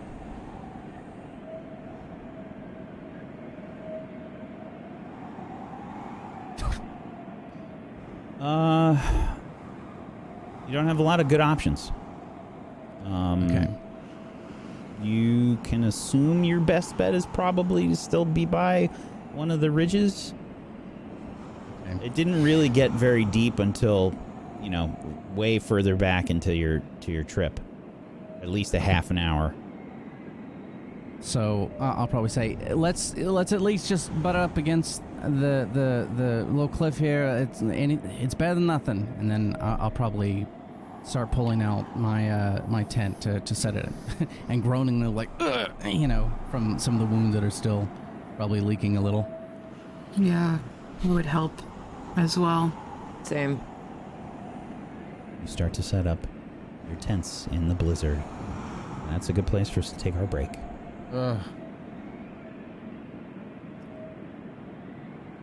What a difference a ridge can make. It was so much damage. It was so much, and it just kept coming. Oh my god! What a difference. Thank you everybody for tuning in so far. We are going to take a little bit of a break here. I would like to remind everybody that tomorrow is the premiere of a new show here on Table Story called The Cerebrum Project. That is being DM'd by Pumpkinberry with production by Classy Packs, and we have some new people that are going to be joining us for this show. Safi Pie and Gassy Mexican are going to be joining, Brad Wodo, Fist of the Walrus, and Classy Katie for a psychological thriller. So hopefully you've been hyped for that. You've seen the trailers going. That's tomorrow at 2 p.m. Eastern. Hopefully we'll see you there. But please make sure you follow all of these wonderful people. You can head on over to tablestory.tv/rime if you'd like to go follow them on all the places. And please do all of us a favor and send some well wishes to Mythomatic. He just posted that he announced that he has COVID. So if you could please send him some well wishes on Twitter, and hopefully you can just brighten his day a little bit, because I know it's got to be really anxiety inducing. So please send him some love. His father also has it, so it would really make a big difference. I know that. And we're also missing Proxy today. She's got a really bad migraine. Oh, I didn't know about his mother as well. So please send some love, because we all miss him, and Proxy as well. And we've got wounded role players, folks. We've got wounded role players, and we miss them. Please give them some love. We're going to take a little bit of a break here. We'll be back in just a few minutes. Hang tight for more Rime of the Frostmaiden. Back in just a few.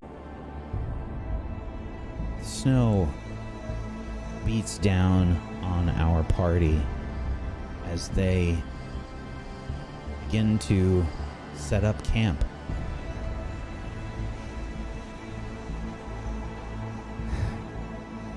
Really wish Cheppy was here.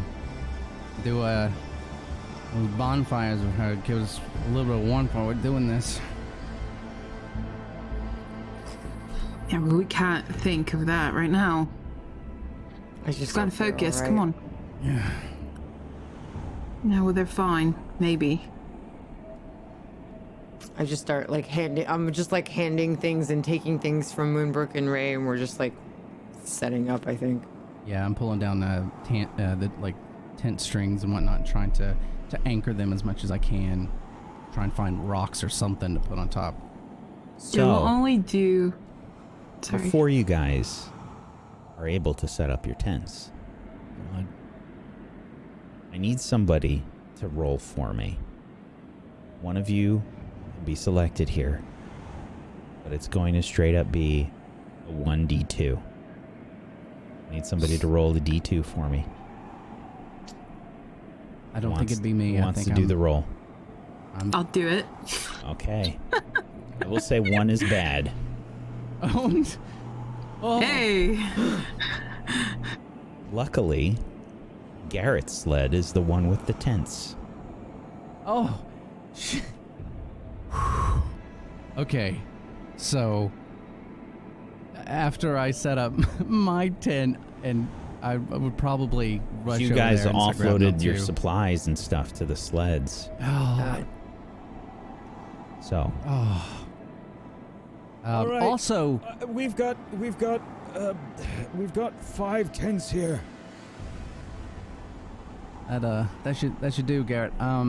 If you can help me, and I'm going to probably take the everything off of the. There's 3 dogs, right? We still have three of them yes. that are with us. 3 dogs. Okay, so I'd probably have Garrett come with me, and here we can use this to block the wind a little bit if we put it a little. And I guess he can't see too well since he's human, right? So I'm like, I just pick up the other side and come with me, and then probably walk over. Harry Lou, grab that side.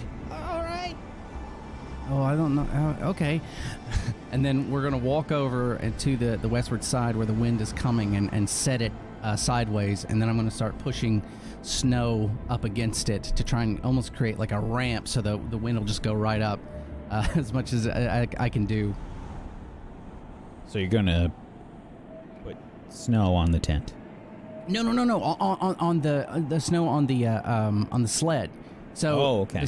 I'm butting snow up against the sled to create. Gotcha. Sorry. Yeah, to try and redirect the wind as much over us as possible. Which I don't. How wide is this sled? About 10 feet. Wide? 10 feet wide? No. Well, 10 feet long. Long. Okay. Yeah, maybe 6 feet wide, something like that. Okay. Wow. I'm probably looking for.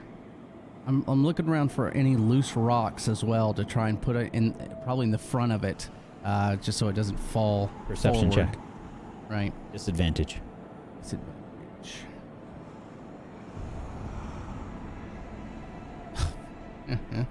Find a few rocks, but small, not really super useful. Not useful. Okay. So yeah, then if I can't find any rocks, then I'm gonna get the sled, and I'm probably going to try and yell at Garrett like we're gonna angle it back a little bit, and I'm gonna try and angle it slightly away from us, so I can push snow up against it, hoping that the wind won't knock it over. I'm trying my best to try and make it Survival not check. catch as much wind as possible. Right? Is this regular? Yeah, regular. Regular. Oh my god. Okay. You're having a difficult time maneuvering the sled. The dogs are sort of difficult to wrangle. The furs are kind of flapping. The whole thing is just very awkward. The furs are kind of like flying off of the sled. You're kind of having to chase after them a bit. You've basically got a few lumps of wood, and the furs are just not really staying tied well. Okay, so is this blocking, at this point, is the sled blocking some wind, but not very much from the rest of the... Barely any. Okay, well, then I think at this point, I'm probably going to stop doing that. Be like, that's the best. I think it's the best we can do, Garrett. Come on, let's get everything else situated, and then head back towards doing the tents. Perry Lou is just shivering. Perry Lou, as soon as there's a tent, get inside immediately, and take a dog with you. So there are 3 dogs. Perry Lou and Garrett. And the 4 of you. How are you doing this? Okay, so these are 2 people tents, right? And we can 6. uncomfortably get a dog in with us.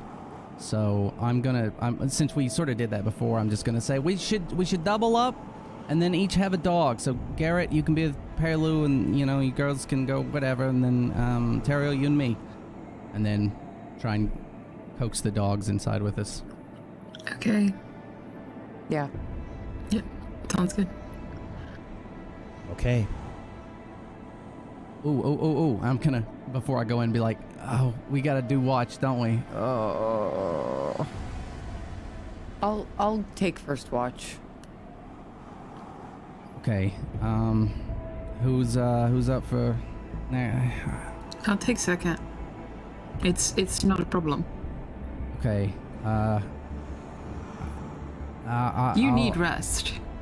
Yeah, but I think Terry needs rest too. I mean, we both took a couple shots. Here's a question: can Garrett stand watch? As silly as that is, I know he's an NPC, but is that something that they would have the ability to do? Garrett would probably pipe up and says, I can probably take a watch. Thank you. Okay. That'd be great. With all eagle eyes over here. Yeah. Wait, what do you mean eagle eyes? I don't... He's really good at... He's a good shot, Garrett is. Oh. Yeah, I don't... Yeah, we'll have to talk about it later. And then I'm gonna crawl into one of the tents. Yeah, I just, I sit outside the tents, but like in a tent mouth, kind of. Just have my halberd and just kind of watchful eye around us, trying to keep an eye out for anything changing. okay. So you're going to stay on first watch, Nissa? Yeah. All right. Ray, Moonbrook, Perry Lou, Teriel, Garrett head into their tents.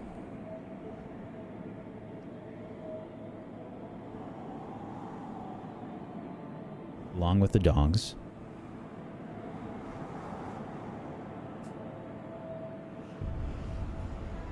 I'll just be sitting at the mouth of a tent with it kind of closed behind me and have my halberd and be trying to clean some of the blood off of it from the fight.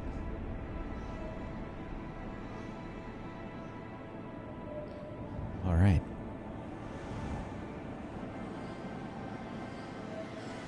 Here's some moaning and groaning as like Ray and Teriel sort of get into the tent, and there's not a lot of space, maybe from Garrett and Perry Lou as well. Trying to fit a dog plus 2 people inside of these tents is extremely difficult. You're sort of all piled on top of each other. And Nissa, you remain outside. As the blizzard increases in its intensity,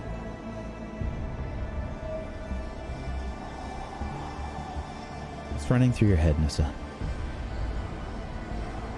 I'm so worried about Leoric and Cheppy. I hope they're okay. I don't know where these goblins came from or what they want, if they have more friends in the area. I hope we've turned them away, at least for now. I'm so glad Moonbrook made it through this. I knew she could handle herself. I'm just relieved. I'm just sort of nervous. Like the adrenaline is still high because we were totally not expecting this fight.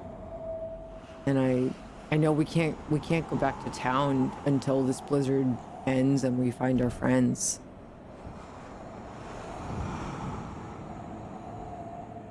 Snow beats down upon you. Need a perception check with disadvantage and a constitution saving throw with advantage.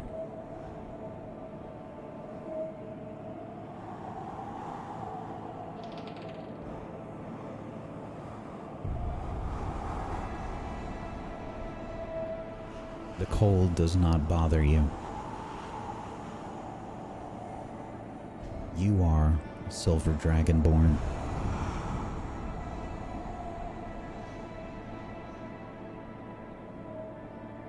You can find your inner warmth. Sometimes you feel as if the cold, the blizzards, speak to you.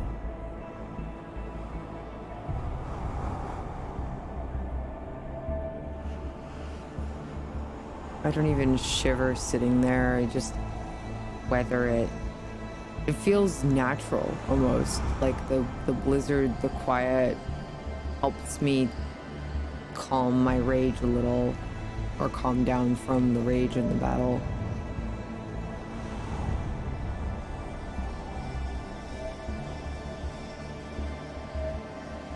When you rage, you can call upon the power of the storm, the power of the tundra. What does that feel like for you?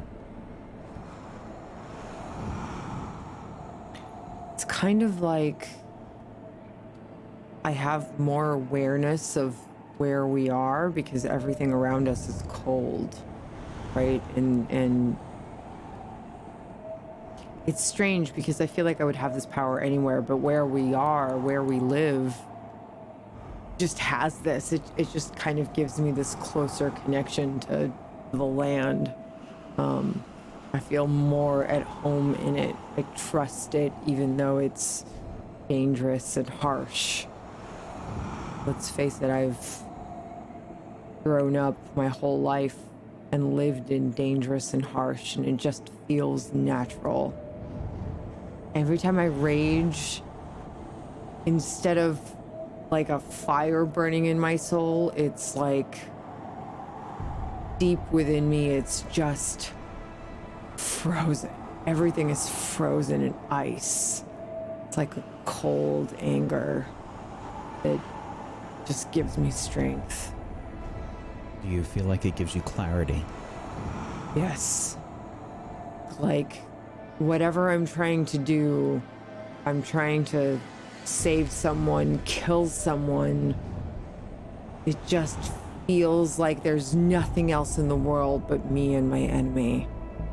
Everything else melts away, and I see so clearly. While I'm sitting there in front of this tent, I'm just thinking back to the moment I cleaved the skull from a goblin's body, and the other moment when I cleaved another goblin's face in two.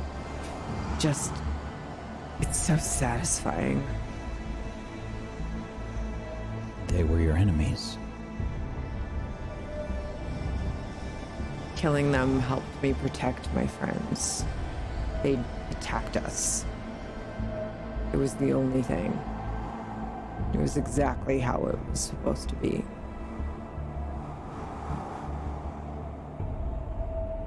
And you earned glory on this day. I did. The blizzard continues to rage on.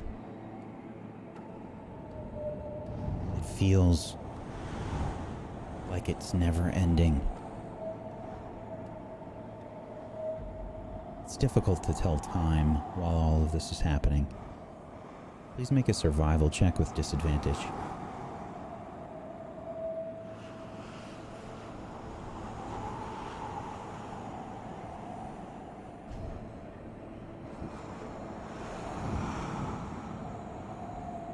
Four hours pass, and the blizzard rages on.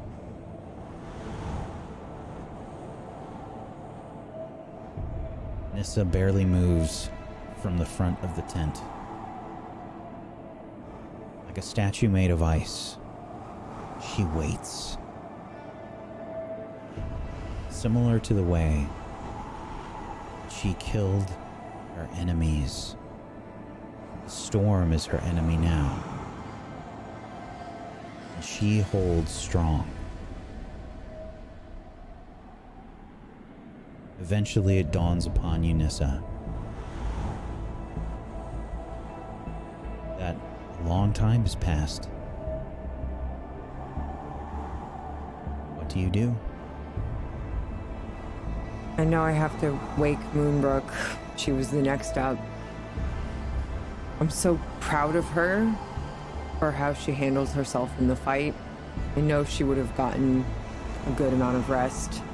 I trust her to be able to do that. So I turn, I take a brief look out at the storm. It's white everywhere. It's just the blizzard is all I can see, white and dark. So I just shake my head and open the tent flap just a little bit, crawl inside and touch her shoulder where she's meditating. I say, Moonbrook, can you take the watch? Yes. Of course.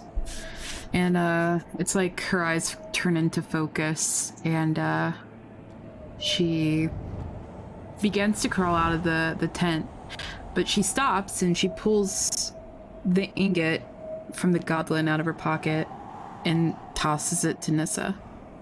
This came from one of the goblins. Interesting. Do you recognize the symbol? Yeah, I do. What is it? Don't you have one? You don't have one? From your own town? Oh, well. That's from Goodmead. Please roll a history check for me, Moonbrook. Yeah. Actually, you'll have advantage on this.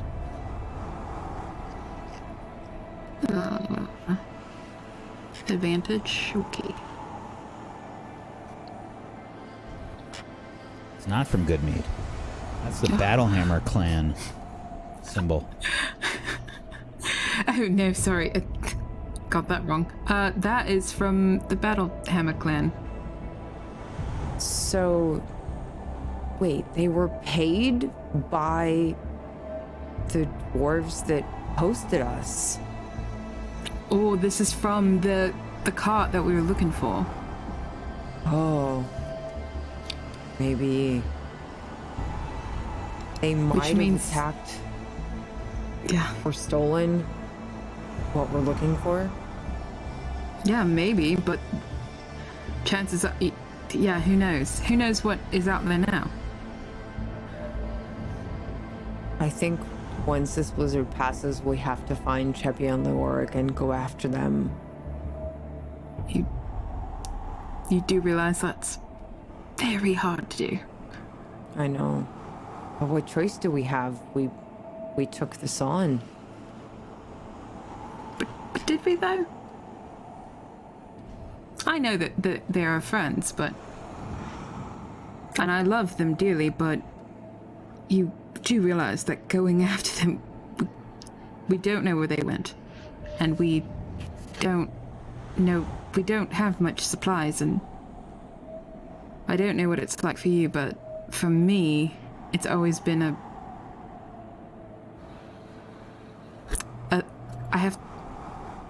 we have to think about ourselves first, you know? We have to do that. Right, but I feel like we have to try at least a little. Yeah. All right. Well, let me take a rest. Thank you, Moonbrook.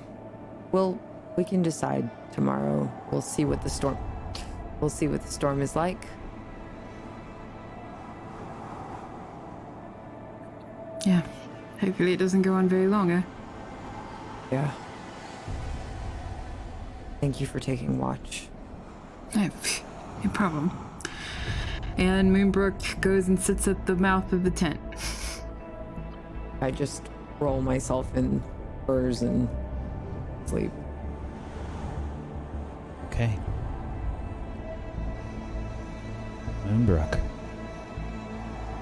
You see Nissa climb into the tent. You're out alone in the cold. It's not the first time that you've been alone in the cold, though.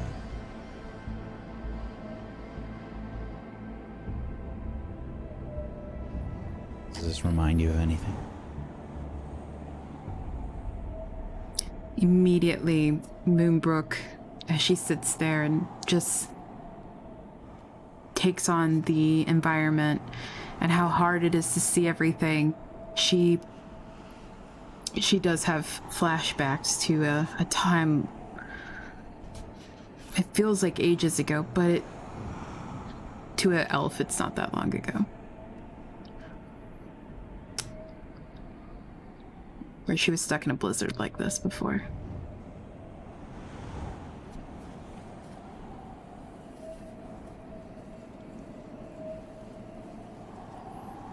She starts. Sorry. There are whispers on the wind.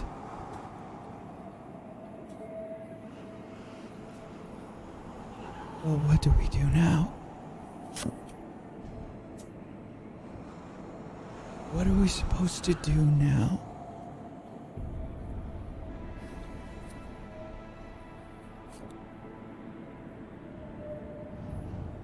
We've got to do what we can to survive.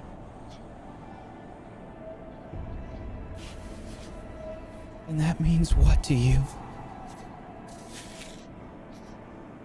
We've got to do whatever it takes. We can't give in. Just a little bit further. And who's next?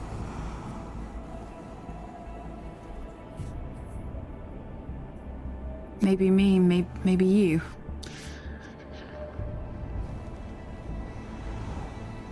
As you say that, you realize that you're only talking to yourself out in the blizzard.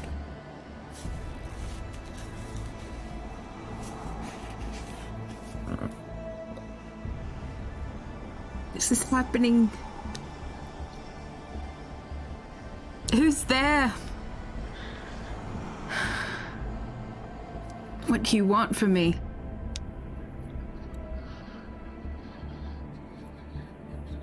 I'm losing my mind. I'm losing my mind.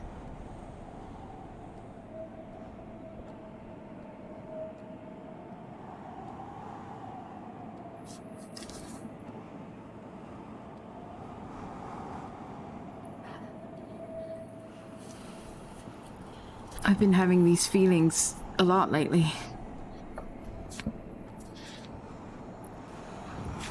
These little whispers, they just keep coming.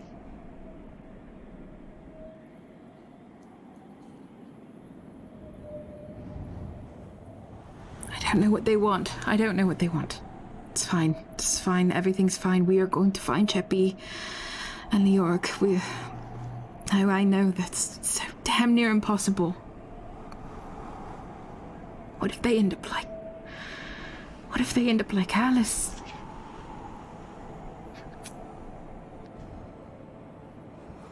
Damn.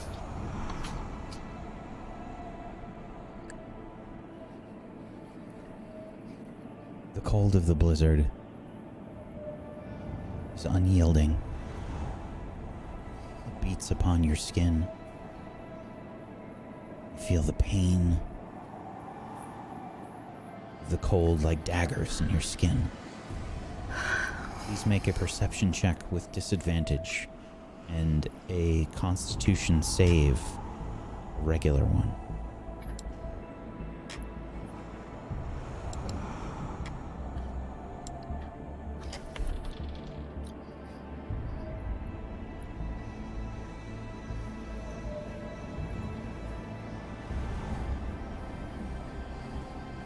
You bundle up as best as you can in this blizzard. You've done this before. It's never fun. It's never good. But you do what you have to do to survive. That's what Icewind Dale is about. And it's only gotten worse as the years have gone by. Today is no exception. You huddle into a ball and watch for anything that could harm these people. Maybe not quite friends yet, because you know what happens to friends.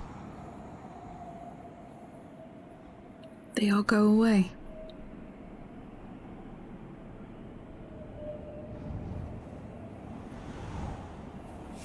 They all go away. Please make a survival check for me. With disadvantage.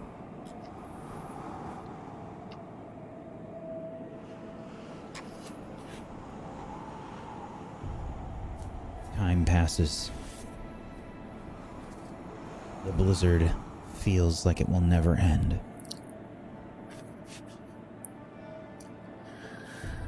But after several hours, more, 3 specifically,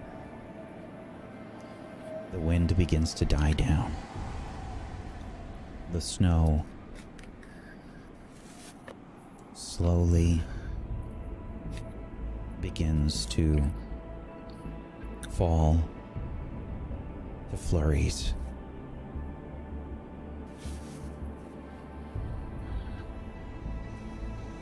And you think that the blizzard has passed.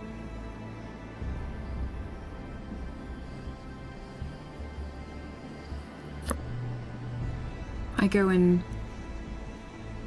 try to wake up Ray and Tyrael.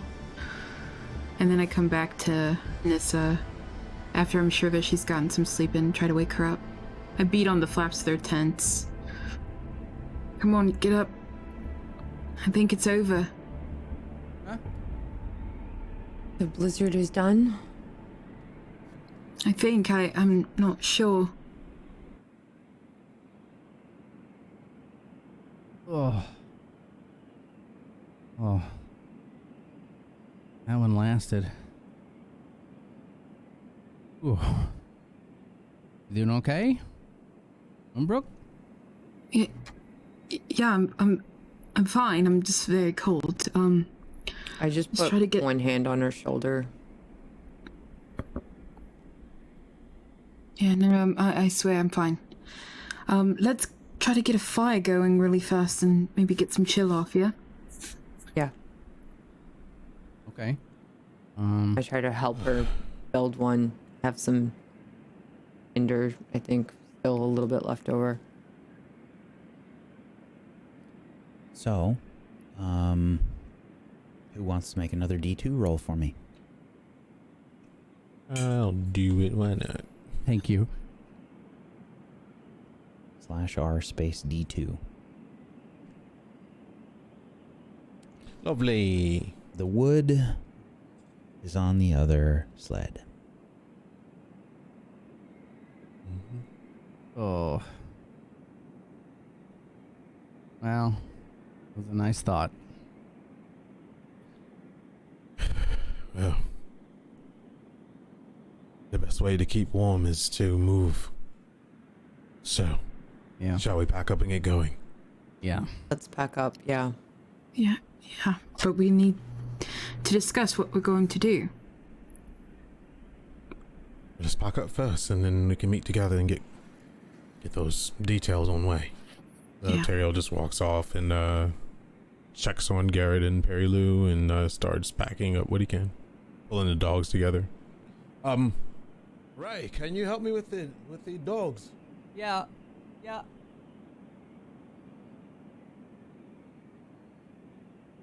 I look to Moonbrook and I say, should we attempt to head in the direction we last saw them with torches? You know how big Icewind Dale is. They could be anywhere. We have no idea if they were even certain.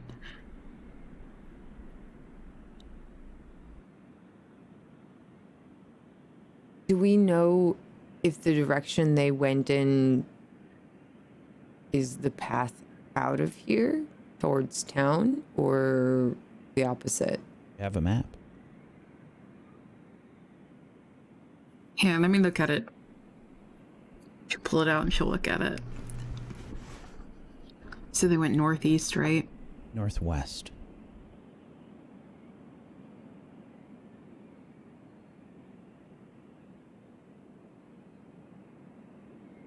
They could be heading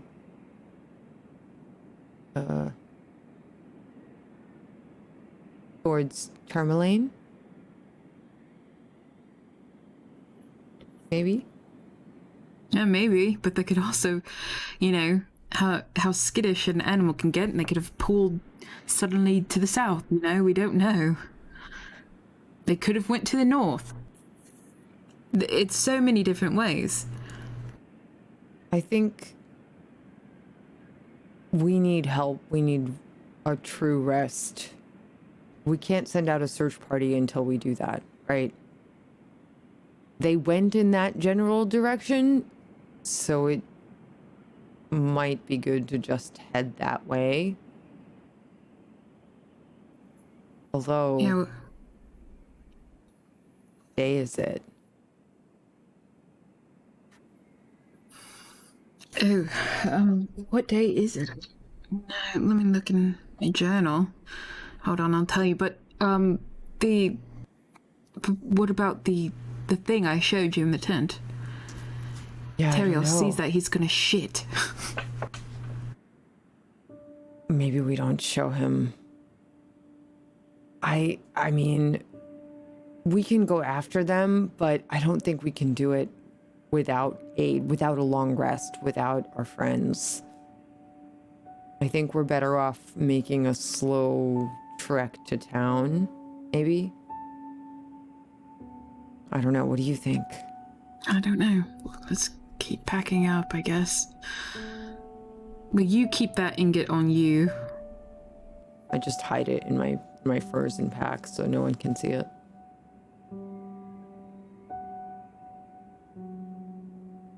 And we're just packing up at this point.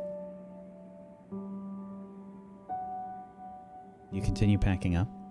See Ray and Teriel get the dogs and stuff together. All right, that's good enough. Garrett, are you ready? Perry Lou? I'm ready. Yes. All right. Okay. All right. So you're gonna drive the sled. They went. Ray, I think they went northwest. I don't know what's out there. I'm not from here. Do you know what's northwest from here? Was Tourmaline. There's a town. It's sort of, it's west northish from here ish.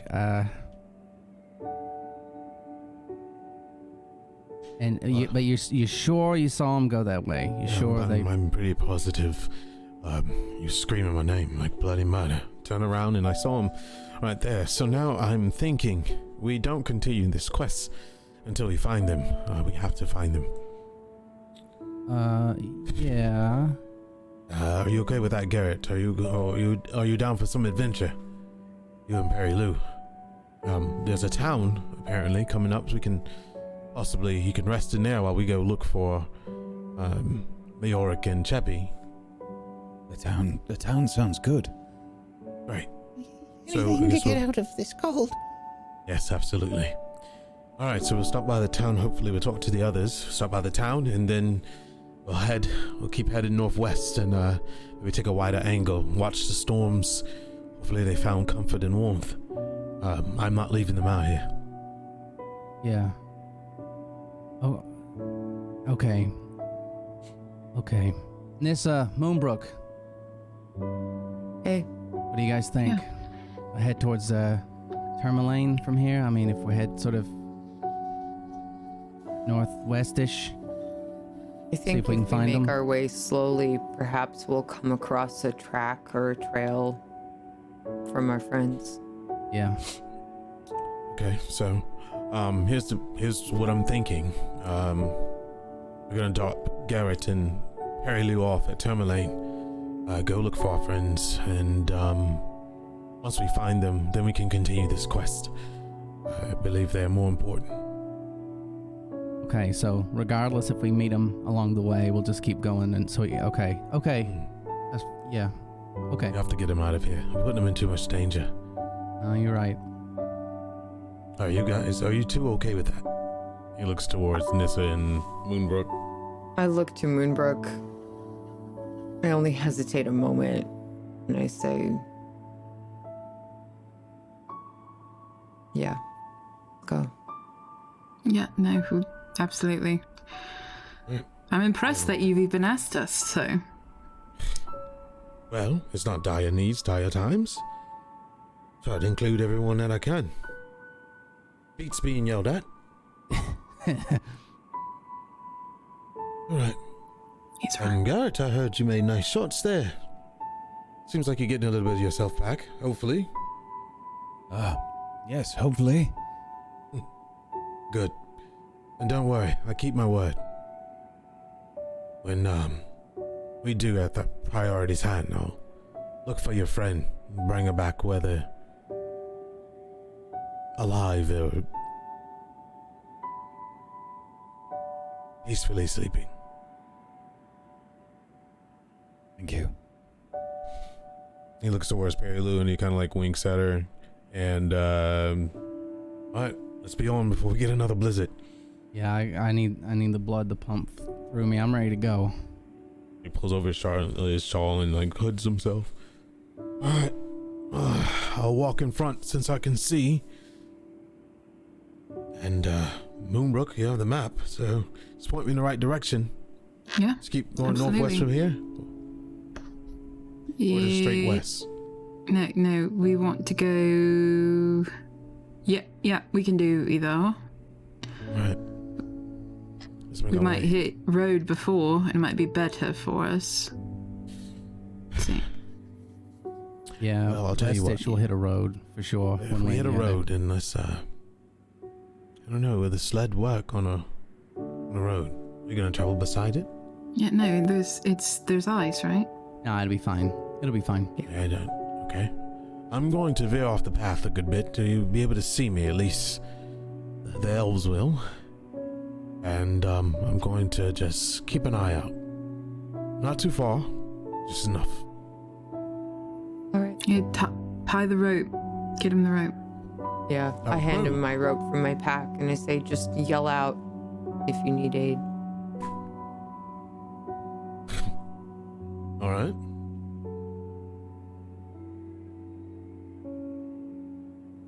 Okay then. We ready to move? How are the dogs? Should be fastened. I think we're ready. Garrett, take it away. Okay, I'm gonna travel up in front. Keep an eye out. The dogs begin to make their journey with the sled.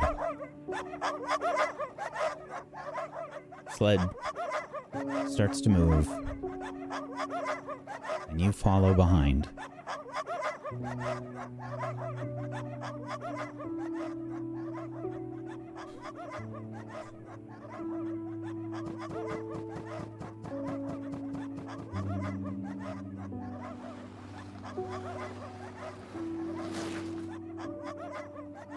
The journey northwest, led by Moonbrook with the map.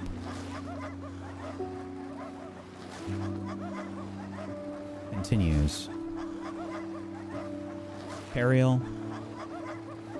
which side are you on?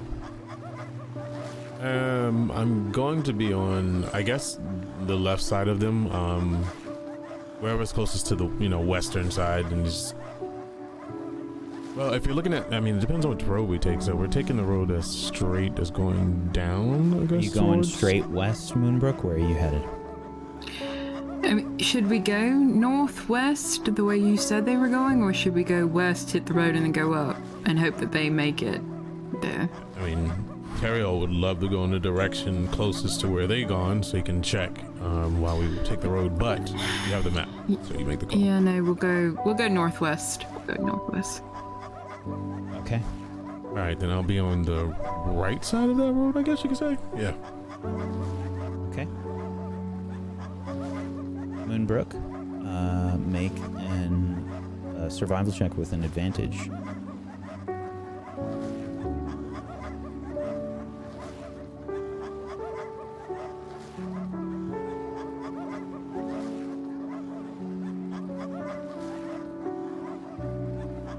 Your journey continues northwest for some time.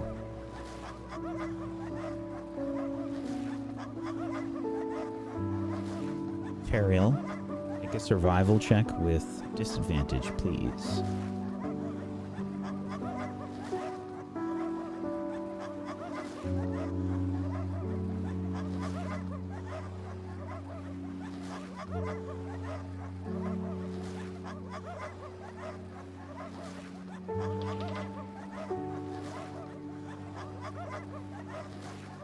You continue northwest for some time. There's an incline as you're continuing northwest, sort of crossing over some snow drifts and hills and things. In the far distance, you can see evidence of trees, which is probably a pretty welcome sight to most of you, as they are few and far between.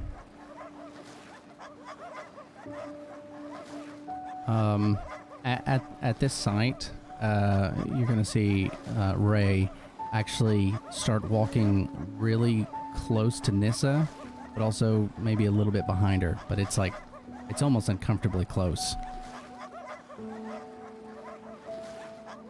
What's up, Ray? Nothing. How are you? Fine. You owe people money in this town. Not exactly. Okay, Is there look. a problem Look. we should know about? Okay. Look, talking in almost a whisper. Look, can I trust you? Of course. Okay, I don't want to go into it too much. But I took something from somebody in this town. I don't know if they know I did that. But if they do, I don't. Just. Okay. And this is no offense, but you stick out. When you walk, people see you. So if it's okay, if I could just be near you, I think maybe you'd be distracted. Again, no offense, No, you're fine. That's all right with me.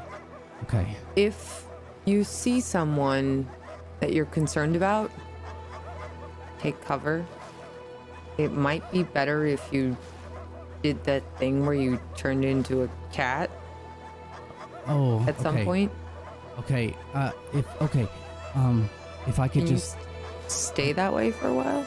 long enough to get away, but I'd need your help. I need you to be a little distracting. I don't know. Is there like a word I can use or something that you'd be like, oh, he needs help, but just not help, because I think that would. Anything. Is there anything I could say to get your attention so you could just do something just long enough to distract? Anything. Just say cat. Okay, that's fine. You know what? I'll absolutely say that. Okay. Thank you. You've proven your worth. You've earned our loyalty. I really I appreciate that, but you don't know me. You don't. I'll do what I can. Thank you.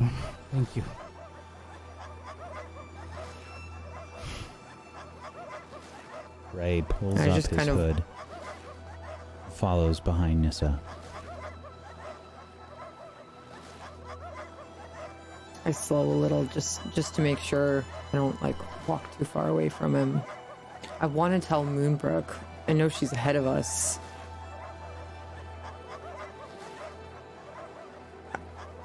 I say to Ray, is it alright if Moonbrook knows? It's better if she does. Okay. Yeah. Let's move up to her. Okay. So I kind of lead him up there and just put a brief hand on Moonbrook's shoulder, and I say, we may have a problem when we get to town with Ray. You really? Yeah, I took something, but it is a really, no, this guy's sort of, he's just not the kind of guy you take stuff from. Okay, I don't know if he even knows. I mean, it was a thing of beauty. If you could have seen, I mean, I wasn't even. Are you kidding me? No, I just, it's been a long time. It's just, last time I was in, when we were in Bryn Shanda, you remember I asked to travel with you? Yeah, I do. I'd heard some whispers that maybe my name was getting around, that maybe I was the one that did it, and I don't know for sure. So I think he should just turn into a cat if there's a problem and hide in the sled, and we can distract whoever might be paying attention. I mean, I can sort of. Oh no, I can't even stay on the outside of town. I mean, you don't understand. If this guy like put anything close to a hit out on me, there's gonna. I don't know, and it's been a while, so I don't know. Don't you think everybody else should know? It wasn't. We weren't.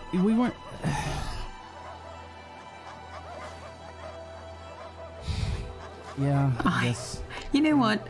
I trusted you to come with us. I said that you could tag along, and everything would be okay. And here you are, coming back and saying that you might be in trouble and they might try to kill you. Yeah, but I'm telling you this. I mean, I could have just. Yeah, a little after the fact. No, but yeah. I mean, we didn't really not expect this from him the entire time, right? Maybe, but. And he has proven useful. I mean, has he really? Oh, come on. One of those goblins? Okay. Those Yetis, remember that? I took those down. You remember that? Okay, Actually, I've had food for you guys at different points, I helped save something. Okay, stop groveling. No, you're fine. We'll protect you. But I feel like maybe Teriel should know. Yeah, okay. As well. Maybe not Garrett. Okay. How close are we to town, by the way? You can still see it in the distance. I think you can estimate that you're maybe like an hour away. Okay. All right. You need to tell somebody.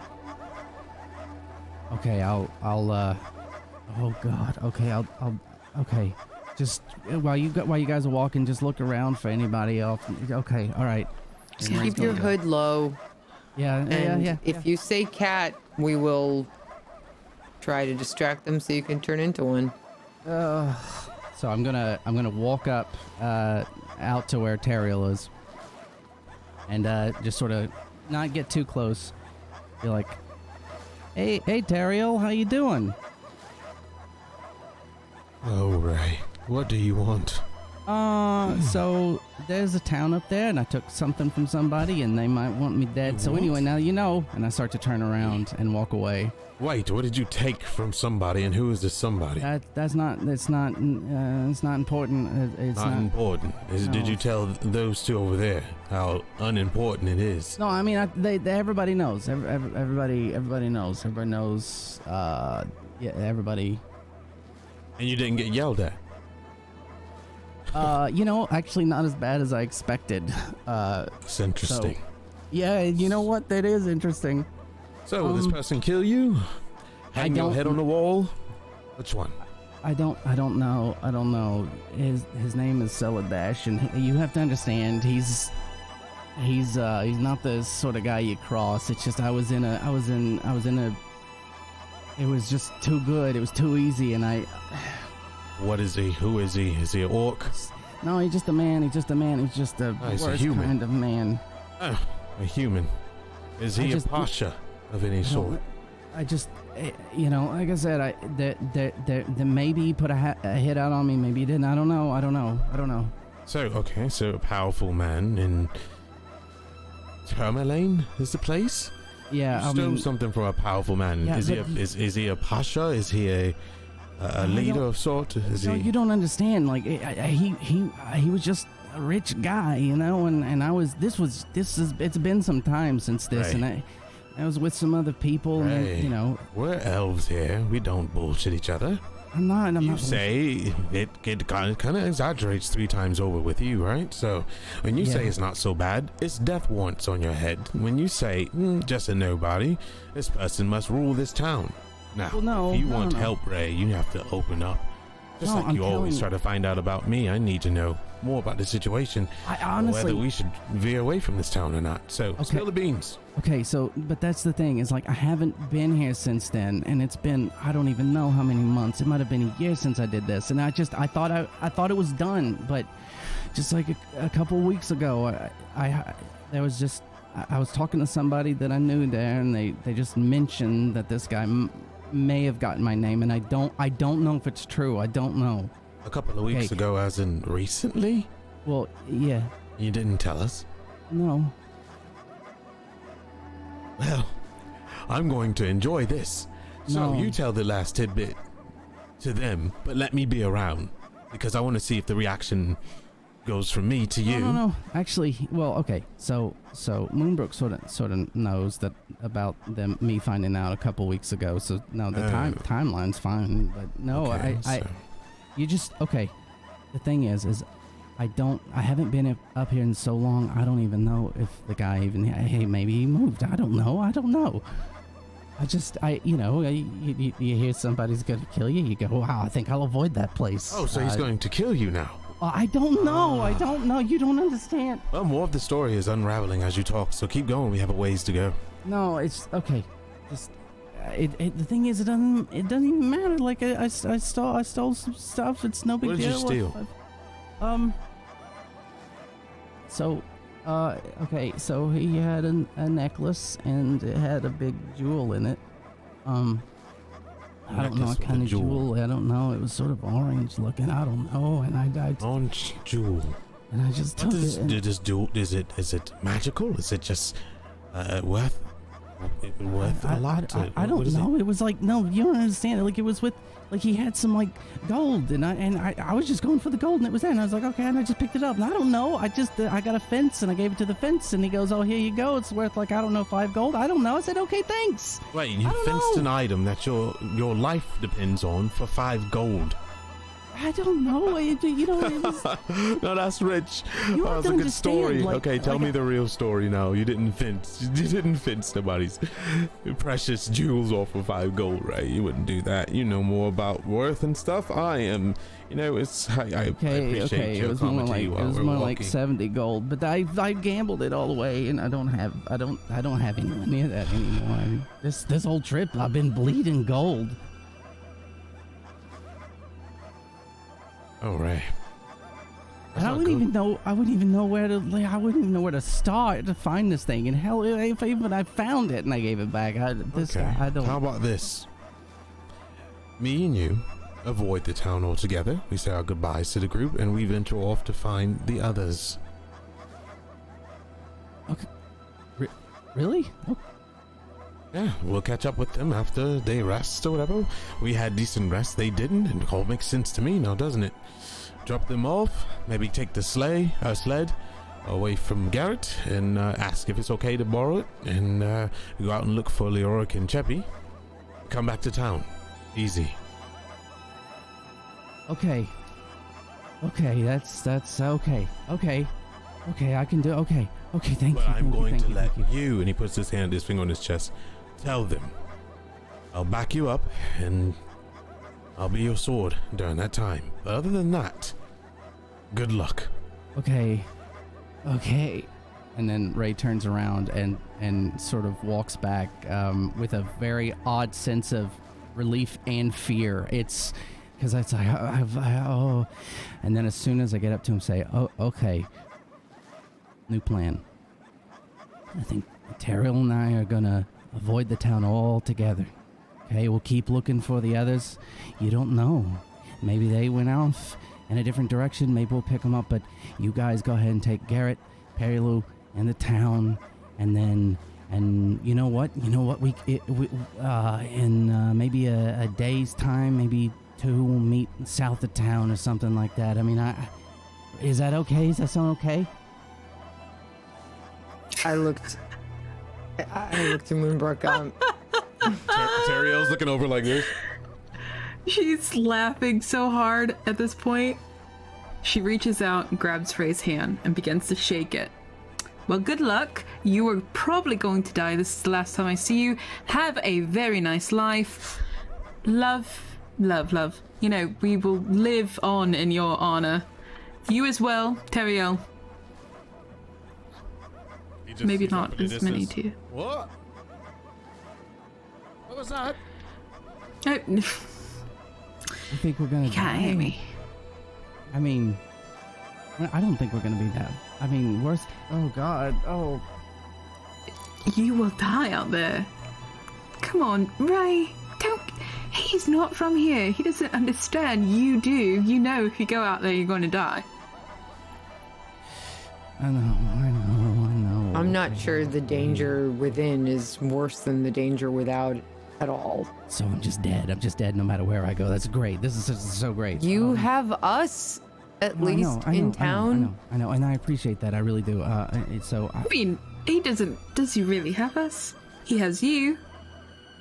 I, have to save face. Hey, I deal business with these, various people. I cannot do that. I won't. Okay. I won't actively drag you into it. I won't call you out. I won't ask for your help. I won't make people have any idea that you know me, and that's fine. That's fine. How long can you stay a cat? Just out of curiosity. Oh gosh, like an hour and a half, maybe something like that. And everyone here knows you. No, actually not. I don't. This is I haven't been here in a long time, and even beforehand, I breezed through this town as a kid. I don't know how many people would know me. I think you should be a cat when we enter. And I think you should be a cat when anyone else comes around us. Just okay, you turn into one and hide in the sleigh once we get within sight of town, or right before. Just so you know, there's 3 dogs up there. Okay. Oh boy. Okay. No. This is fine. Oh, this I is fine. guess Okay. I didn't think about that. No. Listen. I don't know how we're gonna do this, but Would the guards know you by sight? I don't know how many people do I owe money to. I don't know. Okay, just I'll turn into a goat. If you can get me to the stables, just get me to, okay. Like, if there should be some type of stables. Hopefully, I can't remember if it's nearby the inn. But if I if I can turn into a goat, you can just take me over there. I can turn into a cat and get inside. Oh no, I can't at all. God. Has he told you the plan yet? So, right, you ready to die? I mean, go. Okay, if I turn into a cat and I stay in the back of the sled, it might be okay. Right, now he's going to turn into a cat. What? Yeah, no, That wasn't part of the plan. I thought we were going to go survive the wilderness. No, we're going in Ontario. We can't survive together. We can't. We don't even have wood on us. Oh gosh, we don't. No, you don't now, understand. Yes, even if so we you have get to to the face your forest, fears you don't in here understand. now. The whole reason we wanted to go to town, the whole reason we're even risking that is we need rest. Yeah, I was giving him an ultimatum. I wasn't agreeing with it. I was just saying he didn't want to go in there. He was afraid of death in there. So we have survival of the death out here. Okay, how about this? I'll turn into a cat. I'll hang in the back. If the dogs get rowdy, Nissa, you carry me. Okay? They're not gonna mess with you. So when we get close, I'll turn into a cat. Okay? And then Just a horrible idea. I'll empty my pack. I'll put my things out onto the sled, and you can sit in my pack. Yeah. Okay. So we'll need to do that. Let's see. We're an hour out from there right now. An hour out. Okay. So I'm probably gonna wait until it's a little bit closer, and hopefully don't see anybody.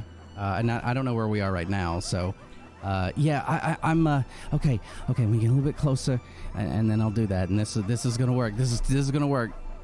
Ray, quick question. Yeah. When are you gonna face your fears? I face my fears all the time. I don't know what you're talking about. You know, when I met you, you sounded like this. When I think you've grown, I've seen you rip throats out of yetis and pretty much disembowel and eat shit out of a goblin. I didn't. And I wasn't you're actively trying to eat the shit. Actually, just cowering right now. You know, I This have is been an gaining entire confidence with town, though, and I we need understand their that, help. But I believe Ray. He said he came. What do you expect him to do? Attack the town? Okay, well, no, I'm not You saying have to attack understand. anything. This is already really difficult for me. Okay, and I know, Right, you were young when you traveled through this town, right? Yeah, but this guy, you don't understand the things you hear about this guy. You don't just die. You know, Does you he have a lose the front of does he your have a finger, and photographic then memory you or lose something? the Does whole he know? finger, and then he works on the next one. And then, but he doesn't do that. First, he has to take the nails out. But he you has to know understand? who you are. How long I ago don't think was it's this? a good idea to antagonize doesn't matter for townspeople this guy, on doesn't matter. any day when we I'm not need help. antagonizing anyone. I'm asking him questions. How old were you when you came through here? I don't know. I mean, when I did that, it might have been a year ago. Maybe. I don't Gosh, know. now we have more of the story coming out now, don't we? A fucking year. You don't like understand. that's like yesterday. Listen. When I took this, I just took the gold. I took this necklace. No big deal. Usually people get pissed off, and this guy is a big deal. It's fine. I don't know what I took, but it was enough that he was pissed immediately, and I knew about it. Everybody knew about it. Okay, but nobody knew it was me. At least I didn't think anybody knew it was me. Where's But you've heard rumors. What? You've heard rumors that they know it's you now. Yes. Oh. So then they definitely risking your being obviously yourself upon entry to this town is stupid. Yeah, so I'll be a cat, and then we'll get a room, and I'll be in the room, and then when we leave, I'll be another cat, and no one will know. Are there any wizards in this town? I don't know. You better hope there isn't. Yeah.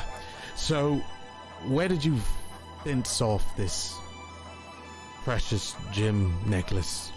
Bryn Shanda, but that again a year ago. Oh gosh, Bryn Shanda. So, is this man that you bought this or stole this stuff from? Is he powerful enough to put together an army of some sort and and or henchmen or hire someone to go to Bryn Shanda and create chaos there? No, he was just like sort of a landlord of sorts. He just had a lot of money to him, and it just whatever I took, it was enough for him to get upset about it. Like, what if really that upset. was for his children, Ray? No, this. I don't know.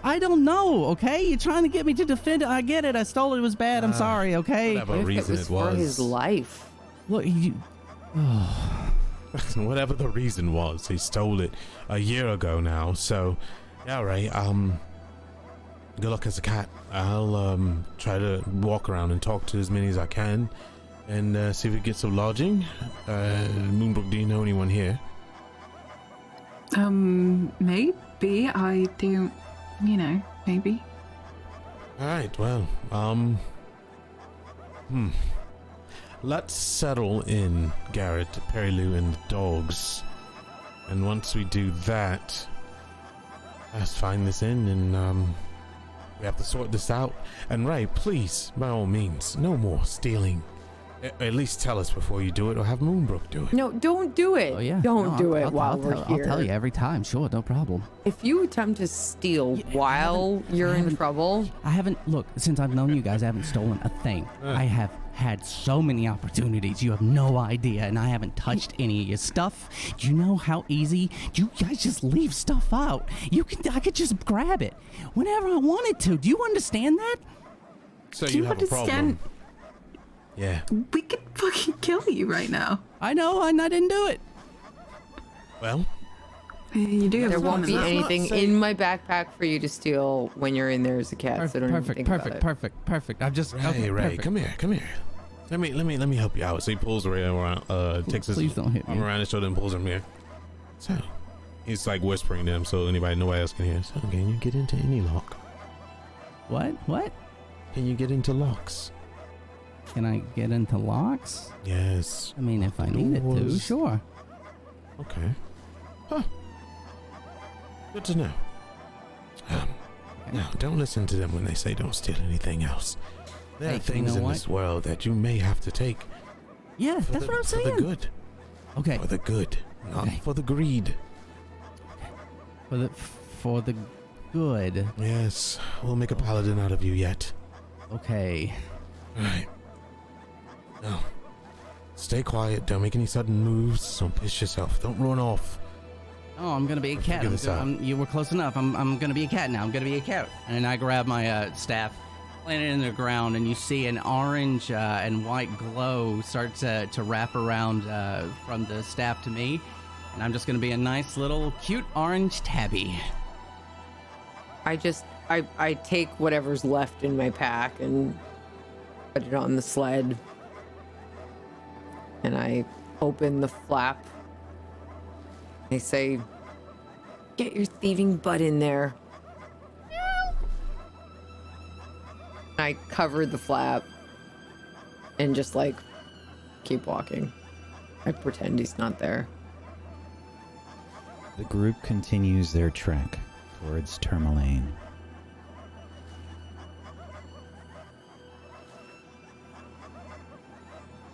Making their way towards an extremely picturesque place. Trees dot the town, and it is beautiful. The light of houses and the smell of wood burning in chimneys fills your nostrils as you make your way towards the most picturesque town in Icewind Dale. That is where we will end today's session. It was beautiful. That was the best thing ever. Oh man. Wow. So much happened. Wow, that was so good. So good. Holy shit.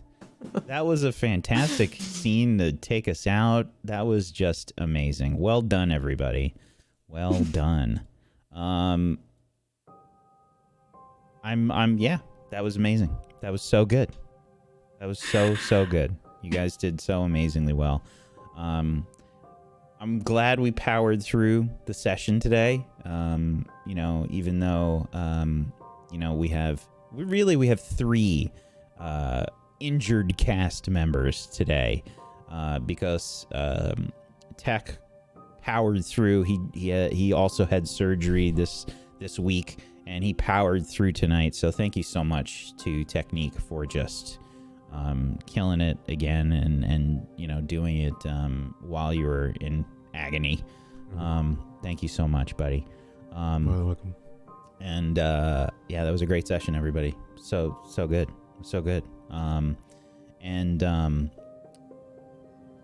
If you haven't done so, everybody, please go send some love to Mythomatic on Twitter, which is just @Mythomatic. He and his mom and dad all have COVID right now, and I'm sure he's feeling anxious and dealing with a lot.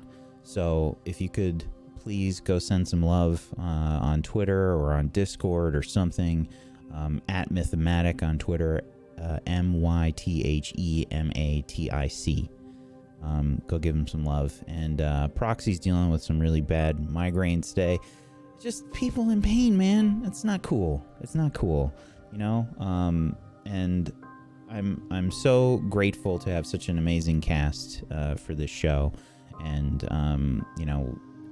we all feel the pain when anybody else is going through the pain. So we miss you, and we hope you feel better soon.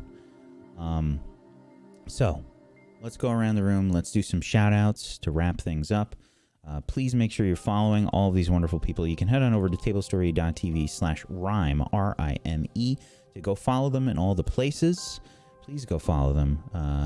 Follows are free. Go make them happen. If you have yourself Prime Gaming that you haven't used yet, consider throwing it their way. Get yourself some emotes if you want to help support in a monetary way. Make sure you're following us here on Table Story, twitch.tv/Table Story. We are at a Table Story on Twitter, and we are a Table Story on YouTube as well. And if you want to help support us in a monetary way, we have a Patreon. And the Patreon has all kinds of cool stuff on it, including if you are super, willing to part with money. It's expensive, but we have a tier that is for patron one-shots, and I am running one this Sunday that is a side story for Rime of the Frostmaiden. That is so cool. And I have been given permission by the group to record it, and we will be releasing that as well. Oh, that's so cool. It will be That's canon. Incredible. It will be stuff that's going on. Oh my god. Okay. So can we watch? Hell no. Hell no. Oh. Hell no. Mega spoilers. No. Oh no. Then you guys get to go and enjoy it. Hell no. But yeah, we're gonna. Cool, it's offline. It's gonna be just the podcast. I might do the video. I don't know. We'll see what they want to do. But I don't want to put any pressure on them. Anyway, let's do some shout outs. Let's go around the room and do some shout outs. Tech, why don't you go first? Hi, I'm Technique. Appreciate you guys putting. I was a little quiet this episode. Had a little scare earlier, but I'm good. I play the paladin that you every show misread, which is amazing. Also, I am on Forbidden Lands on Mondays, and as Zaidi, I keep getting confused who I am in these shows. I appreciate it. Hope you guys enjoy the character. I put a lot of work and a lot of time into him and a lot of lore. I probably am a sun elf at some point, as much as I research them. You can find me on twitch.tv/technique.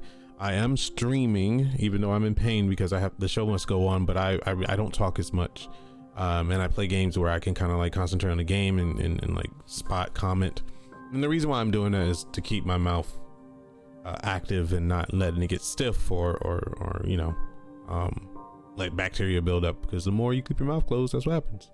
Other than that, you can find me on Twitter at Technique TV, and lots of stuff going on.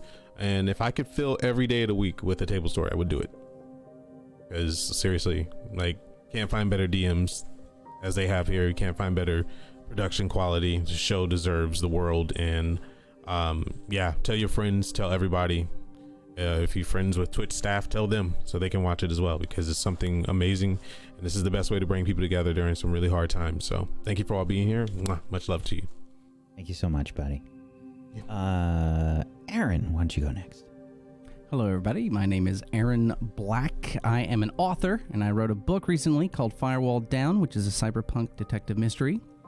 It is available on Amazon if you want to pick it up. And you can find out more about that. And I don't tweet often, but when I do, it's almost always book stuff anyway. But I am writing another one. You can find me on Twitter under Aaron B. Writes. And he just wrote a really amazing book, so everybody should go check it out, please. Firewall Down. Go buy it. Go support this lovely individual who is definitely a criminal in real life, because oh shit, that right? was, you fucking nailed it. That was great. Thanks. Thank you. Wish, why don't you go next? Hello, it's me, your girl Wish. I just want to say thank you so much to an amazing cast who shows up every week and nails it, even with, all your ailments going on. I'm just super appreciative of amazing cast to work off of. So, also to Whack, who just kills it every time, especially with Goblin Noise. That's what I was about to say. Oh my god, those goblin noises. Can we talk about how he mimics the cast perfectly? Yeah, so good. Yeah, you were Leoric for yeah, Leoric and Cheppy both. It was like they were with us.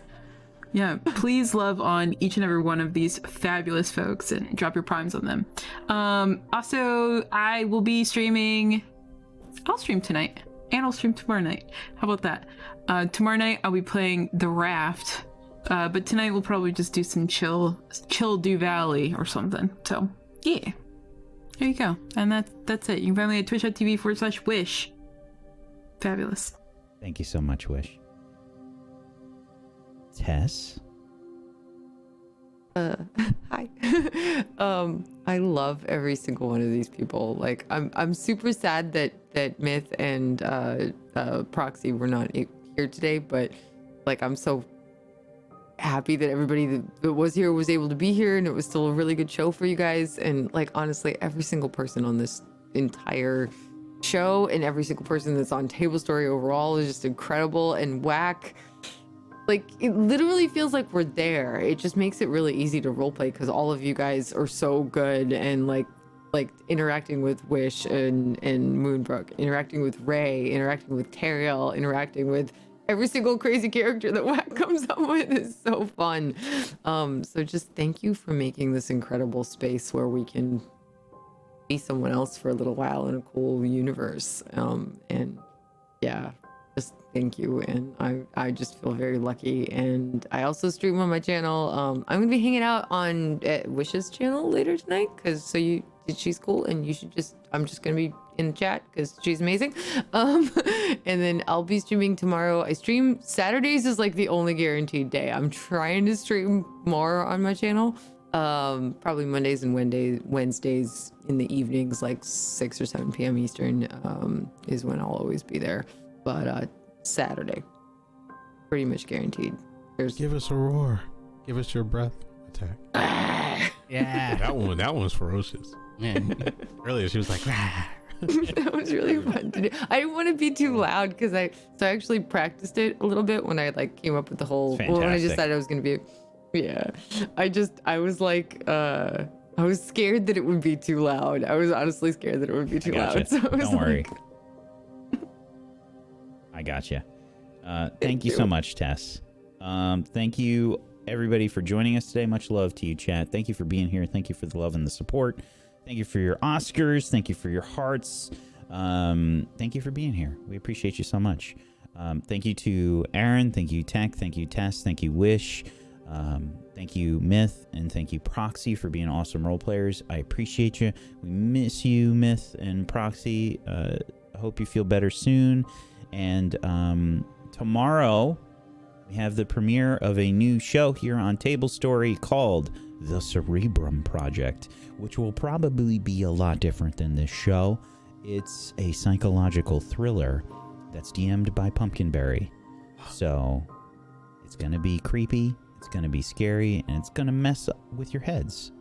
Classy Pax is running production, and we have the wonderful cast of Brad Wodo, Classy Katie, Gassy Mexican, Safi Pie, and I'm forgetting somebody. Fist of the Walrus. In secret.